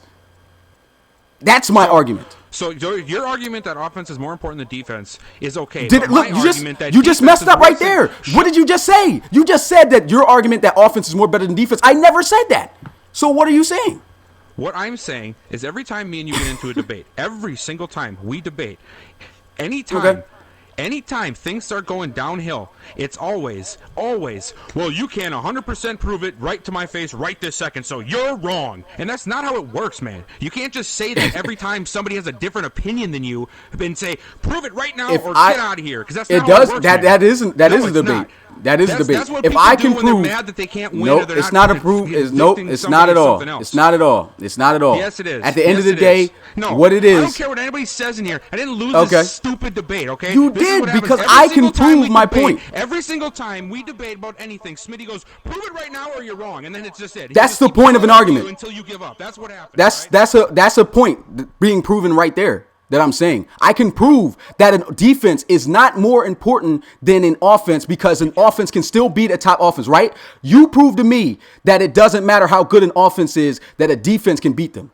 You prove that. You can't. That's what I'm saying. So you just said that you can prove Because you agreed that you said an offense can beat a defense. You know that. But you cannot, but I can prove to you that a defense is not guaranteed to beat any offense out there if the offense is better. That's what makes both sides equal. Is that not a fact, guys? No, it's not a fact because how is it not? How is it not? Don't do that again. Dog, how is it not? Because the same exact thing can be said the opposite way. It can't, bro. What? Yes, it can. Well, explain it to me. You said there's nothing you can say that guarantees a defense can't stop a top offense, but it can guarantee that an offense can top a top defense. But you're putting words in my mouth again. You're putting words in my mouth again. Listen, Bill, you just said you're trying to make me set out to prove that an offense is better than a defense. That's not what I'm saying. That is not what I'm arguing. I am arguing that you cannot say a defense is more important than an offense because if the offense is better than that defense, it doesn't matter where they ranked, they can beat them. I'm not saying that offense is better than defense. I'm saying that you can't give a side to be more important than the other because whoever is better is going to be the one that wins. That is the most backwards. I don't even know. That's not backwards. That's not even like, bro. I don't even know how to explain anything than that, man. That's all I'm saying. That's all I'm saying. This is my argument. My whole argument is that offense is not better than defense. Defense is not better than offense. They're equal because whoever is better is going to win. That's why I'm saying that's why I'm proving your point wrong because it's like your argument or what you're presenting is that you're going to take a defense because you feel it's more important, meaning that even if the offense is better than that defense, that they're going to win. That's not the case. If the defense can't stop the offense, what is it? You know what I mean? How are they going to win? Okay, so what if it's the other way around though? Why are we I'm not arguing that though. That's what I'm saying. So why? So then it can be the same the other way around. That's not what I'm arguing though. If you got a game where there's a shootout happening, whoever's got the better defense is going to win the game. Am I wrong? Same thing with the offense, right? That's why I said I can prove that you can say that with a defense. If a defense can stop Yep. an offense, that's it. If an offense can stop a defense, that's it. That's my point. I'm proving you. If an offense can get through a defense, I get it. But it goes Okay, the same way. that's the point. That's the end of the argument there that I'm saying though, because I'm saying if that proves that that defense is not more important than offense because it can still be beat. That's what I'm saying. Anybody can be beat still, Smitty. Exactly. That's why. Because somebody's not undefeated for their entire life does not mean Okay. they're bad. Okay, and just because your defense is supposed to be this superior doesn't mean it's more important than offense. That's what I'm saying. If they meet a offense that's better than them, how are they going to win? So say that again, please. If a defense, okay, this is what I'm saying. A defense, it says Bills join is low. Let me turn it back up because I turned you down because it was peaking and they said they couldn't hear you. But I was saying, okay, your point that you're trying to prove, I'm going to explain this whole thing, is you're saying, and you agree with me here, okay? You're saying that defense is more important than offense, are you not? Yes. Okay. So that means my argument is it's not about the offense being better than defense. My argument is you can't say that defense is more important than offense because if an offense is better than the defense, they're not going to win. It doesn't matter. That's what I'm saying. So that's why I said you can't say that one side is more important than the other because it can still be beat. That's my argument. Okay, I understand that. That. But what I'm saying, right, is that if you look throughout history, right, in any football league, okay, how many times do you see a good offense winning a Super Bowl or any championship that has a trash defense? But how many times do you see that? Let me say this too, though, man. Let's look at even this year's Super Bowl, man. Okay. Niners had one of the best defenses in the league, man. And the Chiefs beat them. Best offense in the league. That's right? That's one so theory, sure. But that's what I'm saying. You're saying one theory. That just having one theory, this is where you get mad when I say this. But just having one theory proves the point that a defense is that means that the defense is not more important than the offense. Because if it was more important, then it would be guaranteed every time that if they had the best defense in the league, that they were going to win. But that's not the case. That's what I'm saying. So you can't say a defense is more important than an offense. You can't use that one thing and say that's the ruling because but look, this is what I'm gonna say. You also have teams like. Do you know who Kerry Collins is or Kyle Bowler? Look, I do don't. Do you know who those guys are? I don't. But let me tell you this. Okay. Do you know that Kyle Bowler? I think that was his name, or was it Chris Redmond? I don't care. Whichever one. Nobody knows who they are. They won a Super Bowl. Do you know why they won the Super Bowl? Why they won the Super Bowl? Because they had the best defense in the league. Okay, but you can't say that makes defense important because it happens a majority of the time. That's what I'm saying. That does not prove your point that defense is more important than offense because an offense can still win. That's what I'm saying. My point is that. That's my debate. That is my debate. There is no trying to prove that offense is more important than defense. That's what I'm saying. So your debate is that my debate is your debate. Well, your debate is that that nothing can be 100% proven. So that's that game over. No, this is the thing, and it can't be 100% proven because the fact that a defense. No matter how ranked, the fact that not every team with the number one ranked defense does not win a championship proves that defense is not more important than an offense. That's why I said, when you say that a defense is more important, that means that's you saying that if they have the best defense, it's going to win, and that's not the case. That's what history proves, though. If you look back. It is a common denominator. It can happen. It can happen, but that does not prove. That does not prove anything. Let's take a look at your Steelers. Okay, take a look at them. When they had a solid defense, did they not win a Relo Bowl before Bettis retired? You said Relo Bowl, but anyway, bro. Yeah, at the end of the day, my head, but anyway. But at the end of the day, though. Okay, hold on. Let me finish. Okay, let me finish. Go ahead. Because then, but you asked me that question, so that's why I was answering. This decade. They had how many top flight players on offense did they have? How many of the number one offensive players in the league did they have for a few years together on the same team, and they didn't do jack you know what? Okay.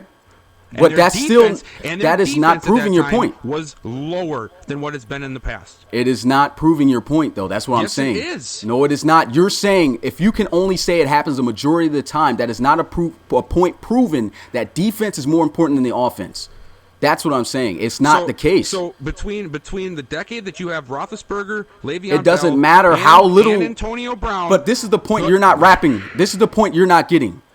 The fact that it can happen, it doesn't matter if it's one situation, which has been more than one.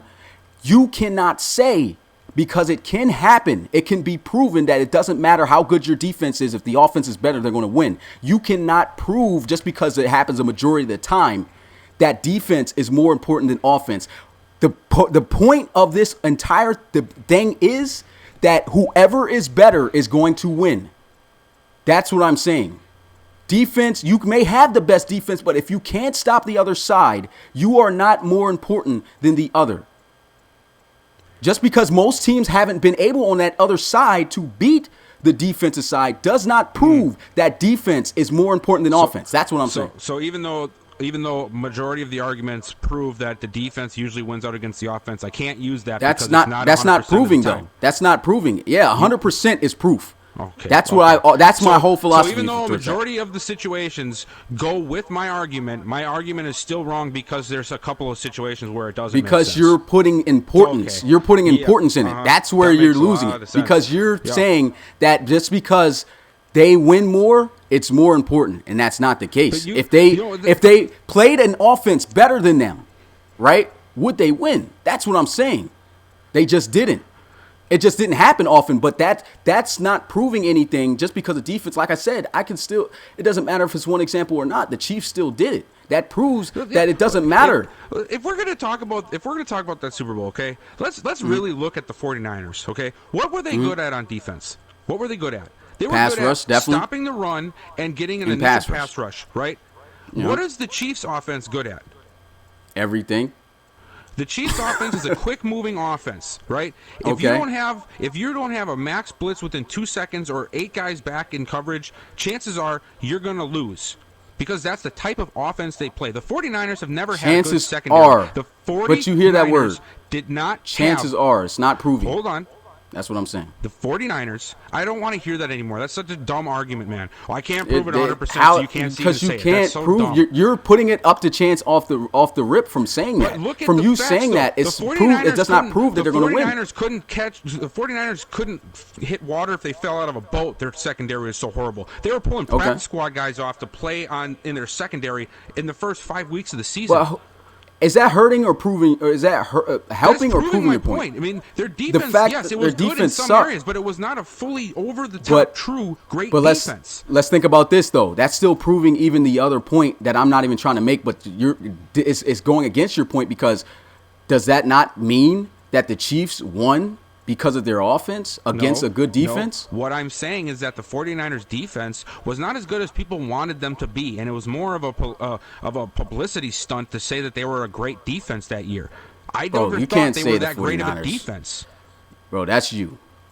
Okay, fine. Everyone just about knew. I'm the only one who knows how to look up. And let's say if we want to look at the stats, too, were they not a top 5 defense like you said? Yes, they were. And we want to look at the stats, and in your exact words, you said a top 5 defense is going to beat an offense, right? Were they not a top 5 defense last year? Maybe in some statistics, but I know that their secondary was trash. I know that. Bro, it doesn't matter. They're still a top 5 defense. That's like saying that that's you're the best. words of you, bro. That's the words of you. You just said a top 5 defense. Were they not? I said in some categories. That does not mean the full defense is top 5. You know that. An offense can be very good at running the ball and dead last at passing. That means they are mediocre offense. What were they as a total defense? What were they as a total defense? I'm a Vikings fan, and I said what were they as a total defense? Adrian Peterson rushed for 1,500 yards every single year. What was they as a total defense, Bill? What were they as a total defense? You're telling me they weren't top 5 last year? I don't think they were. You don't think they were? Look at it. Look it up. Secondary is trash. It doesn't matter. Were they a top 5 defense or not? That's the proof. You don't think they? Look it up. Tell me if they were top 5. Somebody do it. Somebody else look. Go ahead, man. I don't Somebody care. else look this up. That's the point I'm saying. But you're trying to skip your point. What I'm saying is that they were good at one thing, right? If nobody can figure it out, then it's going to look like you are dominating everybody. If nobody's smart enough to figure it out, the Chiefs were smart enough to figure it out. Still a top 5 defense, bro. It's still a good defense that a lot of offenses could not move the ball on or win against. It's still a top 5 defense. That's the same words you just said. If it's a top 5 defense, it's a good defense. They're going to win majority of the time. That didn't happen. That's what I'm saying. So you can't leave out. You're talking about me leaving out information. You didn't even go to look to see if they were a top 5 defense. I'm not leaving on anything. That's all I'm saying. All I'm saying is that they were good at rushing the passer and they were good at stopping the run. Their secondary was suspect at best. And the Chiefs didn't let them get a pass rush. They took away their one thing that they were really good at, their D-line. Once you get past their D-line, the rest is mediocre to below average at best. And that's what they exploited. So, no, And I don't believe they were a top defense. What I think happened you don't is they played a bunch of teams. I think they played a bunch of teams that tried to do the wrong things against them, and they got exploited. And the Chiefs were like, no, I'm going to throw it to Tyreek Hill. I'm going to get the ball out in a half a second. And then they won. At the end of the day, it's still a top 5 defense statistically, bro. That's what I'm saying. Okay, you can't. So how can you say that about the top defenses that you're saying will beat an offense? You can't prove that, man. Like, that's what I'm saying. Like, that's not proving anything, because it's showing right there that they were a top 5 defense, like you said, and still lost because the offense was better. I don't know, man. That's what I'm saying. I don't know what else to say. I'm not trying to look. At the end of the day, I'm gonna leave it. Every time I try to say something, it's, well, you can't 100% prove it, so that's not something you can. That's use a debate. That's a debate, though. If I can prove that, your side is not right, that's a debate. About 80% of the people living know that in football, defense matters more than offense. Okay, this is not like some bull crap that I pulled out of nowhere and made up one day. Okay? That's what they can say. It doesn't prove that it is. Your team That's what I'm saying. Flat on its face when their defense gave up a little bit, right? Okay. They were the best team in the league for years when they had a stellar defense and a mediocre offense. Okay, but that doesn't. For one, that doesn't mean anything to me. Suck. The Ravens sucked for how many years? Because their defense fell off after Ray Lewis and all those guys but that left. still doesn't prove that they can. That side is more important. That's what I'm saying. My Vikings it's not shouldn't important. even be in the playoffs, but because you're pulling up teams. They pushed but their what are way you in. showing to prove that those teams, just because of their defense, is guaranteed to win? That's pretty much what you're saying when you say that a defense is more important than the offense. You're saying, look, if you're saying this point, if the defense is better than the offense, yeah, they're going to win. But you're saying a defense is more important than the offense, is that you can't say that, because an offense, if it's better than the defense, could win. That's what I'm saying. I don't think you're seeing that part. I don't think that you're it's not even trying to prove. It's not even me sitting up here trying to be like, oh, you can't guarantee. It's just the fact that it can happen proves that doesn't give importance. That's what I'm saying. Just because you have a good defense does not guarantee you that you are going to win. Okay, we'll see what happens we'll see what happens at the end of the season, man. So, but how is that going to prove? How is that going to prove anything? Because I guarantee you, the winner of the Reload Bowl is going to be a team that is defense first. I guarantee you it. It's going to be the Red Dragons, the Thunderbirds. Let me say this though. Even if that does happen, you're saying that proves the fact that defense is more important than offense, or is that defense was better than that offense? We used one game to say that my point was wrong just before with the Super Bowl. So how come I can't use one? You want to know why you? Because it's not because I have chances. I have the fact that a possibility of it happening. You don't have that because you're automatically saying just because the defense is the best that it's more important than offense. I can say that. That's what I'm saying. I can say that because with one argument, because the fact that it can happen proves that the defense is not more important than the offense. Okay. Just because you win does not mean that it can't happen. That's my whole argument, bro. I'm not sitting up here trying to prove. For one, we spent too much time on this topic. I'm not sitting up here trying to prove that an offense can beat a defense all the time. If I said that, I'll be in just as wrong, in my opinion, as I feel that you are with saying it for the defensive side of the ball. Mm-hmm. And that's the argument you were trying to make that you thought that I was trying to make. That's not what I'm trying to make. I'm trying to say that you can't say a defense is more important than the offense. You can't say either side is more important because either side can win. It depends on who is better. Well, yeah. So you can't. That's what I'm saying. You said that's what I'm saying. That's the whole thing. Normally, when it comes to a game where it's a top flight defense and a top flight offense, the top flight defense usually takes the better of the top flight offense. That's what I was saying. And look, I'm just leave it alone. We gonna move on, dog. Because we definitely spent too much on this topic here. And we're definitely going to keep the Mr. Defense Wins Championships on the thumbnail, man, because you definitely going to stand by it. And look, I don't fault you for having that, opinion. But I'm just saying why I felt you can't give that statement. That's all I was saying. And you agreed on what I was saying was the fact that it doesn't guarantee anything or an importance. That's all I'm trying to say, bro. You agree with that, but I'm not trying to argue that the offense is going to be better than the defense. That's all I'm saying. That is your all opinion. I'm saying. That's your opinion. But that's even look. I'm gonna leave it alone because you're going back on what you just agreed I'm on. not saying any. I didn't. Oh no. What I agreed on was that if an offense is better than a defense, then the defense probably wasn't as good as people were saying they were anyway. Okay, that's what I'm saying. That doesn't look. I'm leaving it alone because it's going to extend the joint, and if I don't see how, like I mean, of course, we don't have different opinions, but I don't see how most people would agree with that. If it would say or agree with your point of importance on that side, if it comes down to whoever is better, that's what I'm saying. Mm-hmm. Yeah, so I let's drop that, man. I'm trying to just how many minutes we spent on that, y'all? Like good 20. And I wasn't even trying to have it go all the way like that. But anyway, any RFL related questions we got in here, my guys? Because that joint definitely was longer than expected. Yeah.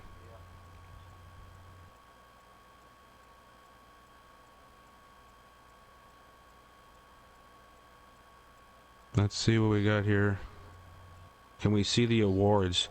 Well, the awards are still being like worked on. Still, it's not. Yeah, if you want to see, let me see. Let me go ahead and see this. You still there, Bill? Because I just took out this thing. This joint by the I'm dial. still here. All right, so let's go to the. I guess we can look at the awards. That's probably what they're asking. So I'm gonna go to the AFC side, show you guys the awards on that. He said 40 minutes. Dang. 40 minutes. Let's go look at these. Let me see. All right, hold on here. I just want to say something here because I've been seeing it for the last few weeks, and I haven't really said anything, but I would have said it if there was another coach and this was happening. Moon, I'm going to politely ask you to stop coming at every single stream I'm in about my team or me and talking trash, okay? I've been seeing it for 2 weeks, bud, and it might be funny, but I'm getting sick of it, okay? So I get it, you're a Thunderbirds fan, but maybe try to back off a little bit, okay? Because I wouldn't have said nothing. I didn't want to. But if it was another coach in this situation, I would have already probably put you in timeout in the chat before. But I didn't want to do that because it was about me. But I can't do it anymore. I've been seeing you make comments about me all night, man, and I can't have it no more, okay? So let's lay off a little bit, all right? Because sometimes you take it a little bit too far. Yeah, so even in terms of that, guys, like look, if you feel some type of way you cheering for the team, go ahead and do that, but don't try to target another team, okay? Just talk about all the good things on the team that you're looking at doing. But I don't encourage anybody saying like, "Oh, yo, this team sucks" or something like that, especially if the coach is there. I feel stupid even having to say it because it's like it feels like I'm like saying don't hurt my feelings. But like honestly, man, I have said this. I've said this about how many coaches. I've put people in timeout for one wrong message, and I've let you go off for 2 or 3 weeks now, and I haven't said a word. And I figured, maybe he was just in the mode of the game, but it's not that, man. You're not even in here saying stuff to me. You just need to calm down a little bit, bud. Yeah. And no, I'm not soft, man. Don't say that. Don't start that again. Well, right? well, this Bill, community's a lot different than what a lot of other communities are, and that's why I'm even saying this. Yeah. So I mean, but anyway, Bill, the way I would look at it, man, like, just don't pay any attention to, because I feel like, for one, we were definitely into it with the argument, and on top of that, I'm pretty sure, like, you might be at a little bit of a boiling point right now. So this is honestly, I was contemplating it 2 weeks ago in I think it was I can't remember which, it was the Snowhawks game, I think. Okay. This has happened for a couple weeks, which is why I even said it. If this was just tonight, I wouldn't even have brought it up. But I've been noticing this every single time. It's either my team or he sees me in a chat. He says something to say. So I wouldn't allow this with other coaches because we have a really good community here. So I'm finally just going to say it here too because nobody else is. So we don't do that here. That's all I'm saying. Okay, cool. Well, in that case, it's just Bill. Don't even worry about it, man. Cause, no, I'm good. I'm good. Like I said, I really don't care if people don't like me, but I can't be putting people in timeout for other coaches if I'm not going to hold that true for myself. So I had to say something. Well, in terms of the people who are, what's it called? What do they call them things? Mentor? What do they call the YouTube guys who manage the chat? How am I forgetting that? Moderators? Yeah, mod. If you're mod, if you see Moon doing that, just put him in timeout. I'm pretty sure he don't mean no time. Because I'm pretty sure he don't mean no harm by it. Yeah, I don't feel like he means no harm by it. Dudes do.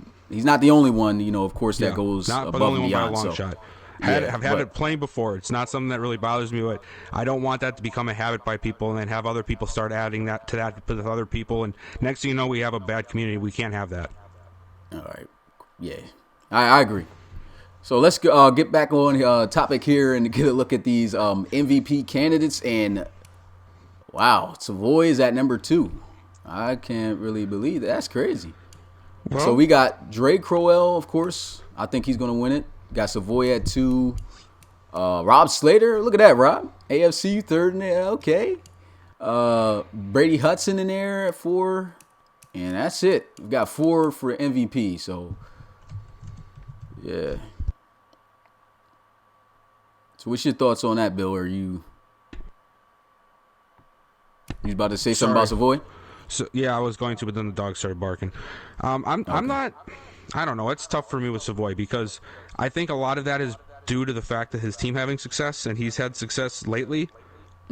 I think if the team has 1 loss or 2 losses more, he's probably not up there. And as you can see, if you go down, a lot of the situations are based on schedule or on overall and maybe the ratings of the team. But I mean, Savoy's had a good year. I wouldn't say that he doesn't belong in that kind of category, but I would not put him as the most valuable player on that Red Dragons team. I'd put it on quite a few of the guys on defense before I'd put him there. Yeah.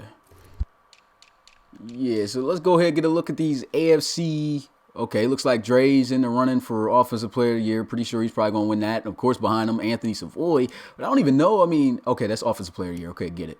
I still wouldn't probably throw him there at 2nd over probably Rob Slater, Trey Worsley, those guys. But, hey, 2nd, 3rd, you got Slater there. You got Trey Worsley, Brady Hudson, Glenn Hay.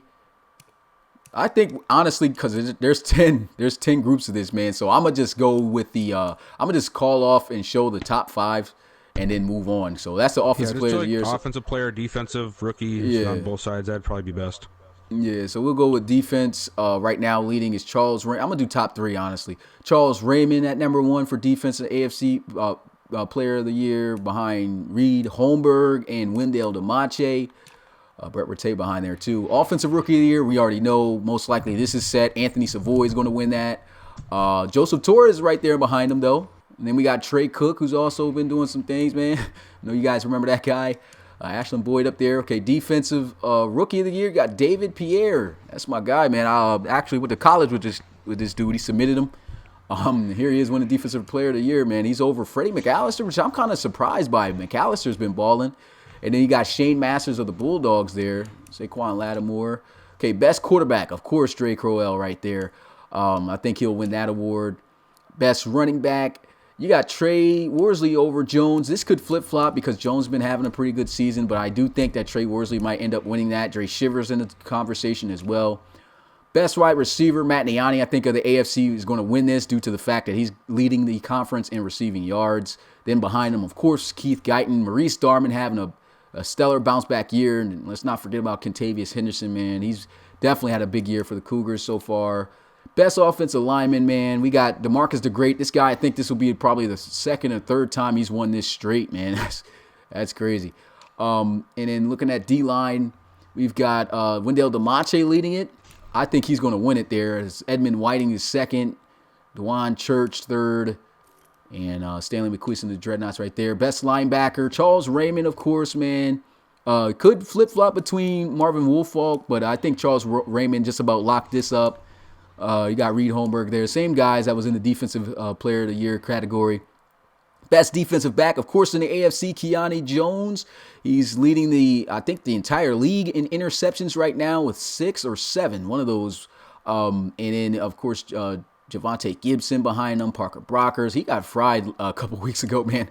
But Anthony Washington, new free agent that was submitted this year. He's up there at least in the top 5 for best defensive back. Yeah, let's get the kicker some love, man. Aviator's kicker, man. And of course he's winning the award right now because he's been kicking field goals just about all season. But those are your Ross Goss up there. He's pretty good too. But those are the award leaders as of right now for the AFC. Let me go to the NFC. You know, the only down thing with our awards is the rookies right now. I know some of you guys know this, but like Man, the rookies, if they're built over a certain players, which we found out are undrafted players, are not even getting put into the rankings. So take the rookie awards with a grain of salt, because there are a lot of guys that, off the top of my mind, should probably be at the top that aren't. Like I know in the NFC, Sean Acosta comes right to my mind. He's been great this whole season, but he's not even on the list because of some glitch in Madden that doesn't let him, even though he's a rookie, not be counted as such. So it's sort of a shame, but I just don't want guys to get too worked up if they don't see their guy or somebody they thought should be there, because it's not our doing. It's something with Madden, and it's how we built the guys. So just take it with a grain of salt when you guys see it. Yeah, and so we are here on the NFC side. We got like we were talking about earlier, Tom Wilson leading the MVP race on NFC side.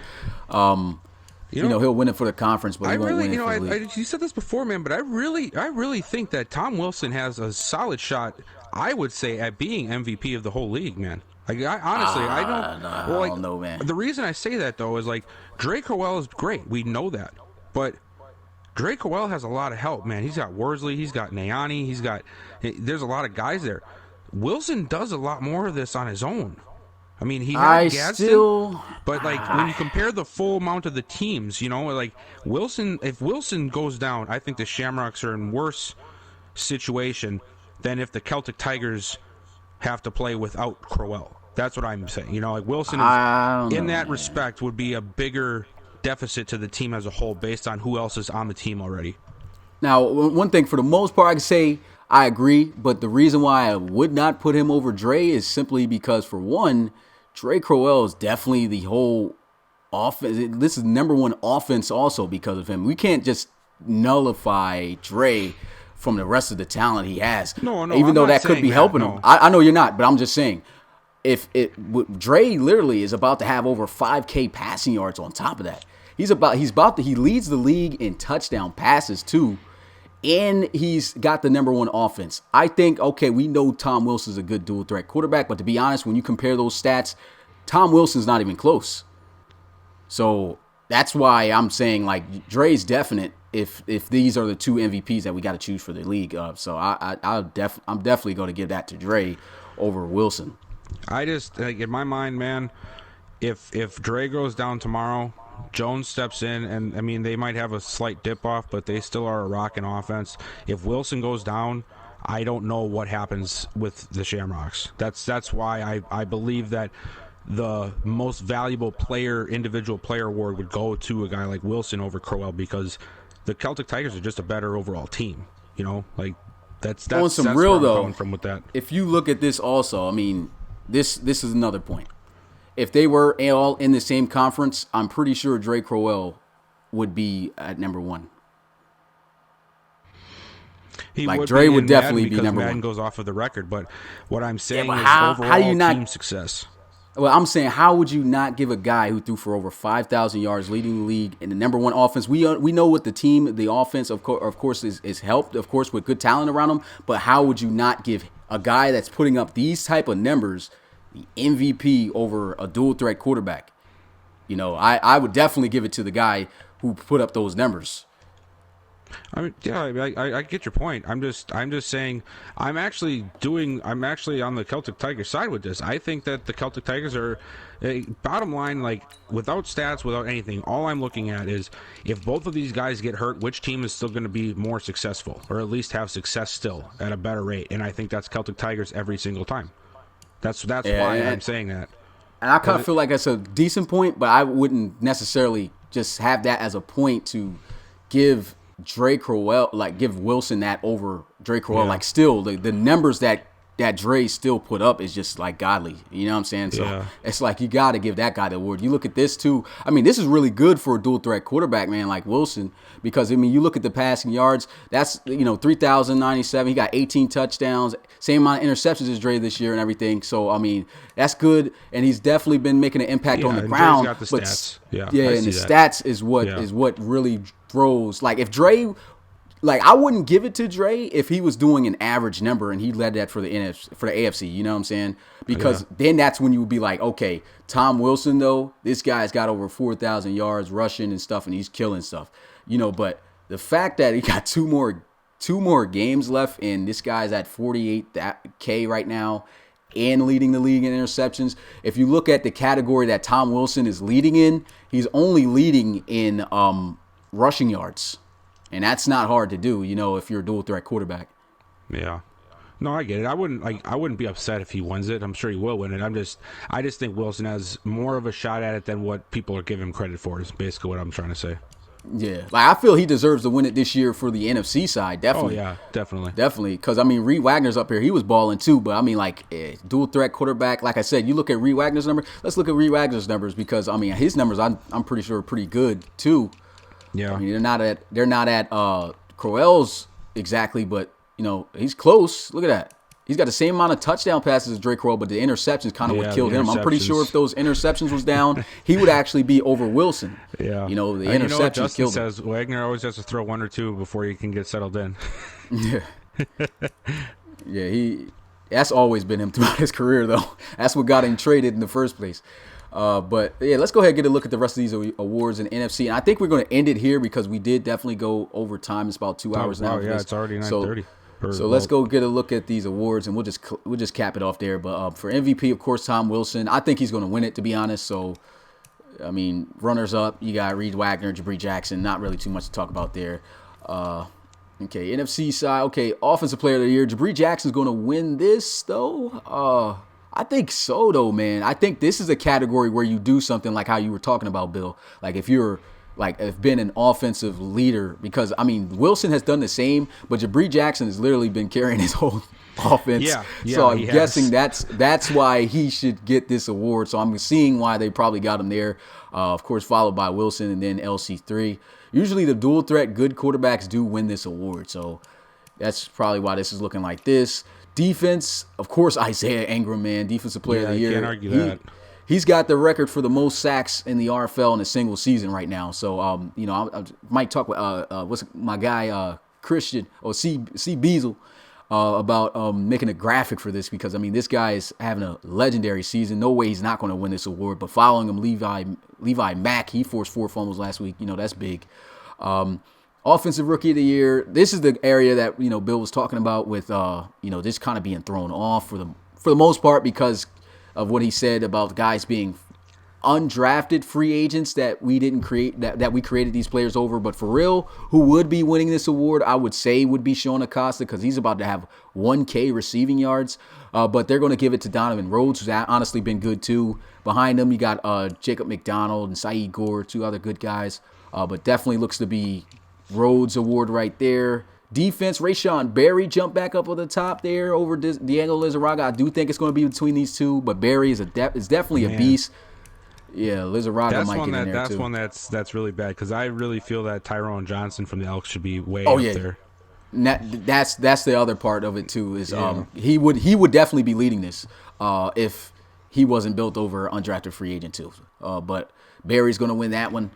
In terms of best quarterback, we already know Ben Wakefield, crazy start for him. He's still up there in yards, but Reed Wagner actually has more yards, I believe, than him. But the interceptions is probably what cost Wagner this award for best quarterback. Best running back, Tavion Hall, despite the 6 fumbles this season and the 3 he had this past week, he's still leading the entire league, I believe, in rushing. I forgot who it was that made the prediction that he was going to lead the RFL in rushing yards, but it seems like you're going to be correct, my guy. And Lester Gadsden's right there behind him as the second leader. He'll probably be falling lower than that because he's out due to injury. Bradley Atagwe, you got to do the Atagwe right there too in third.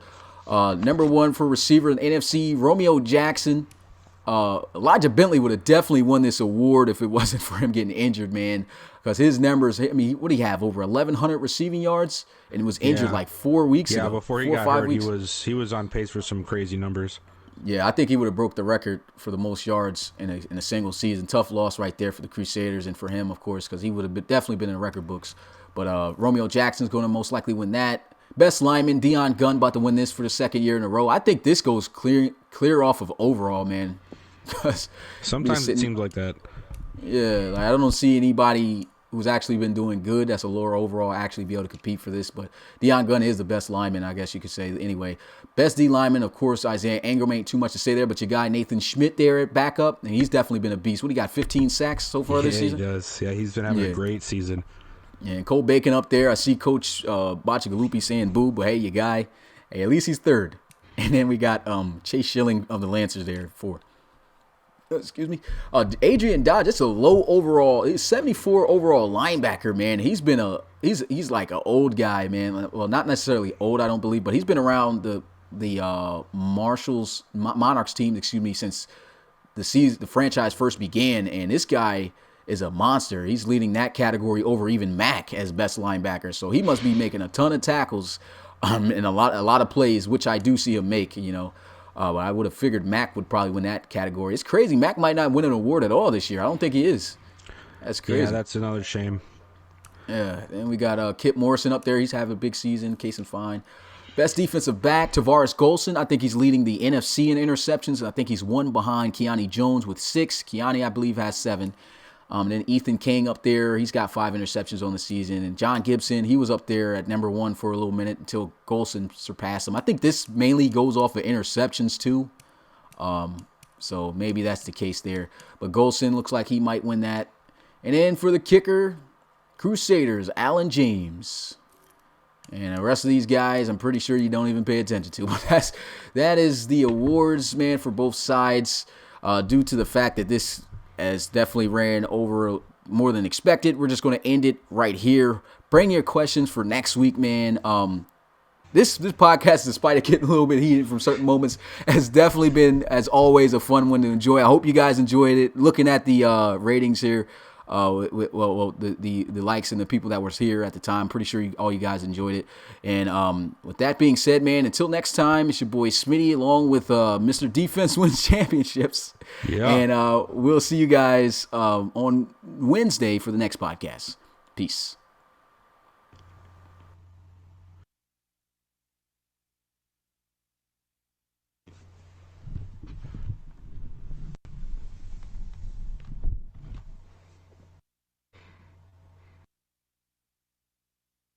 I'm all good.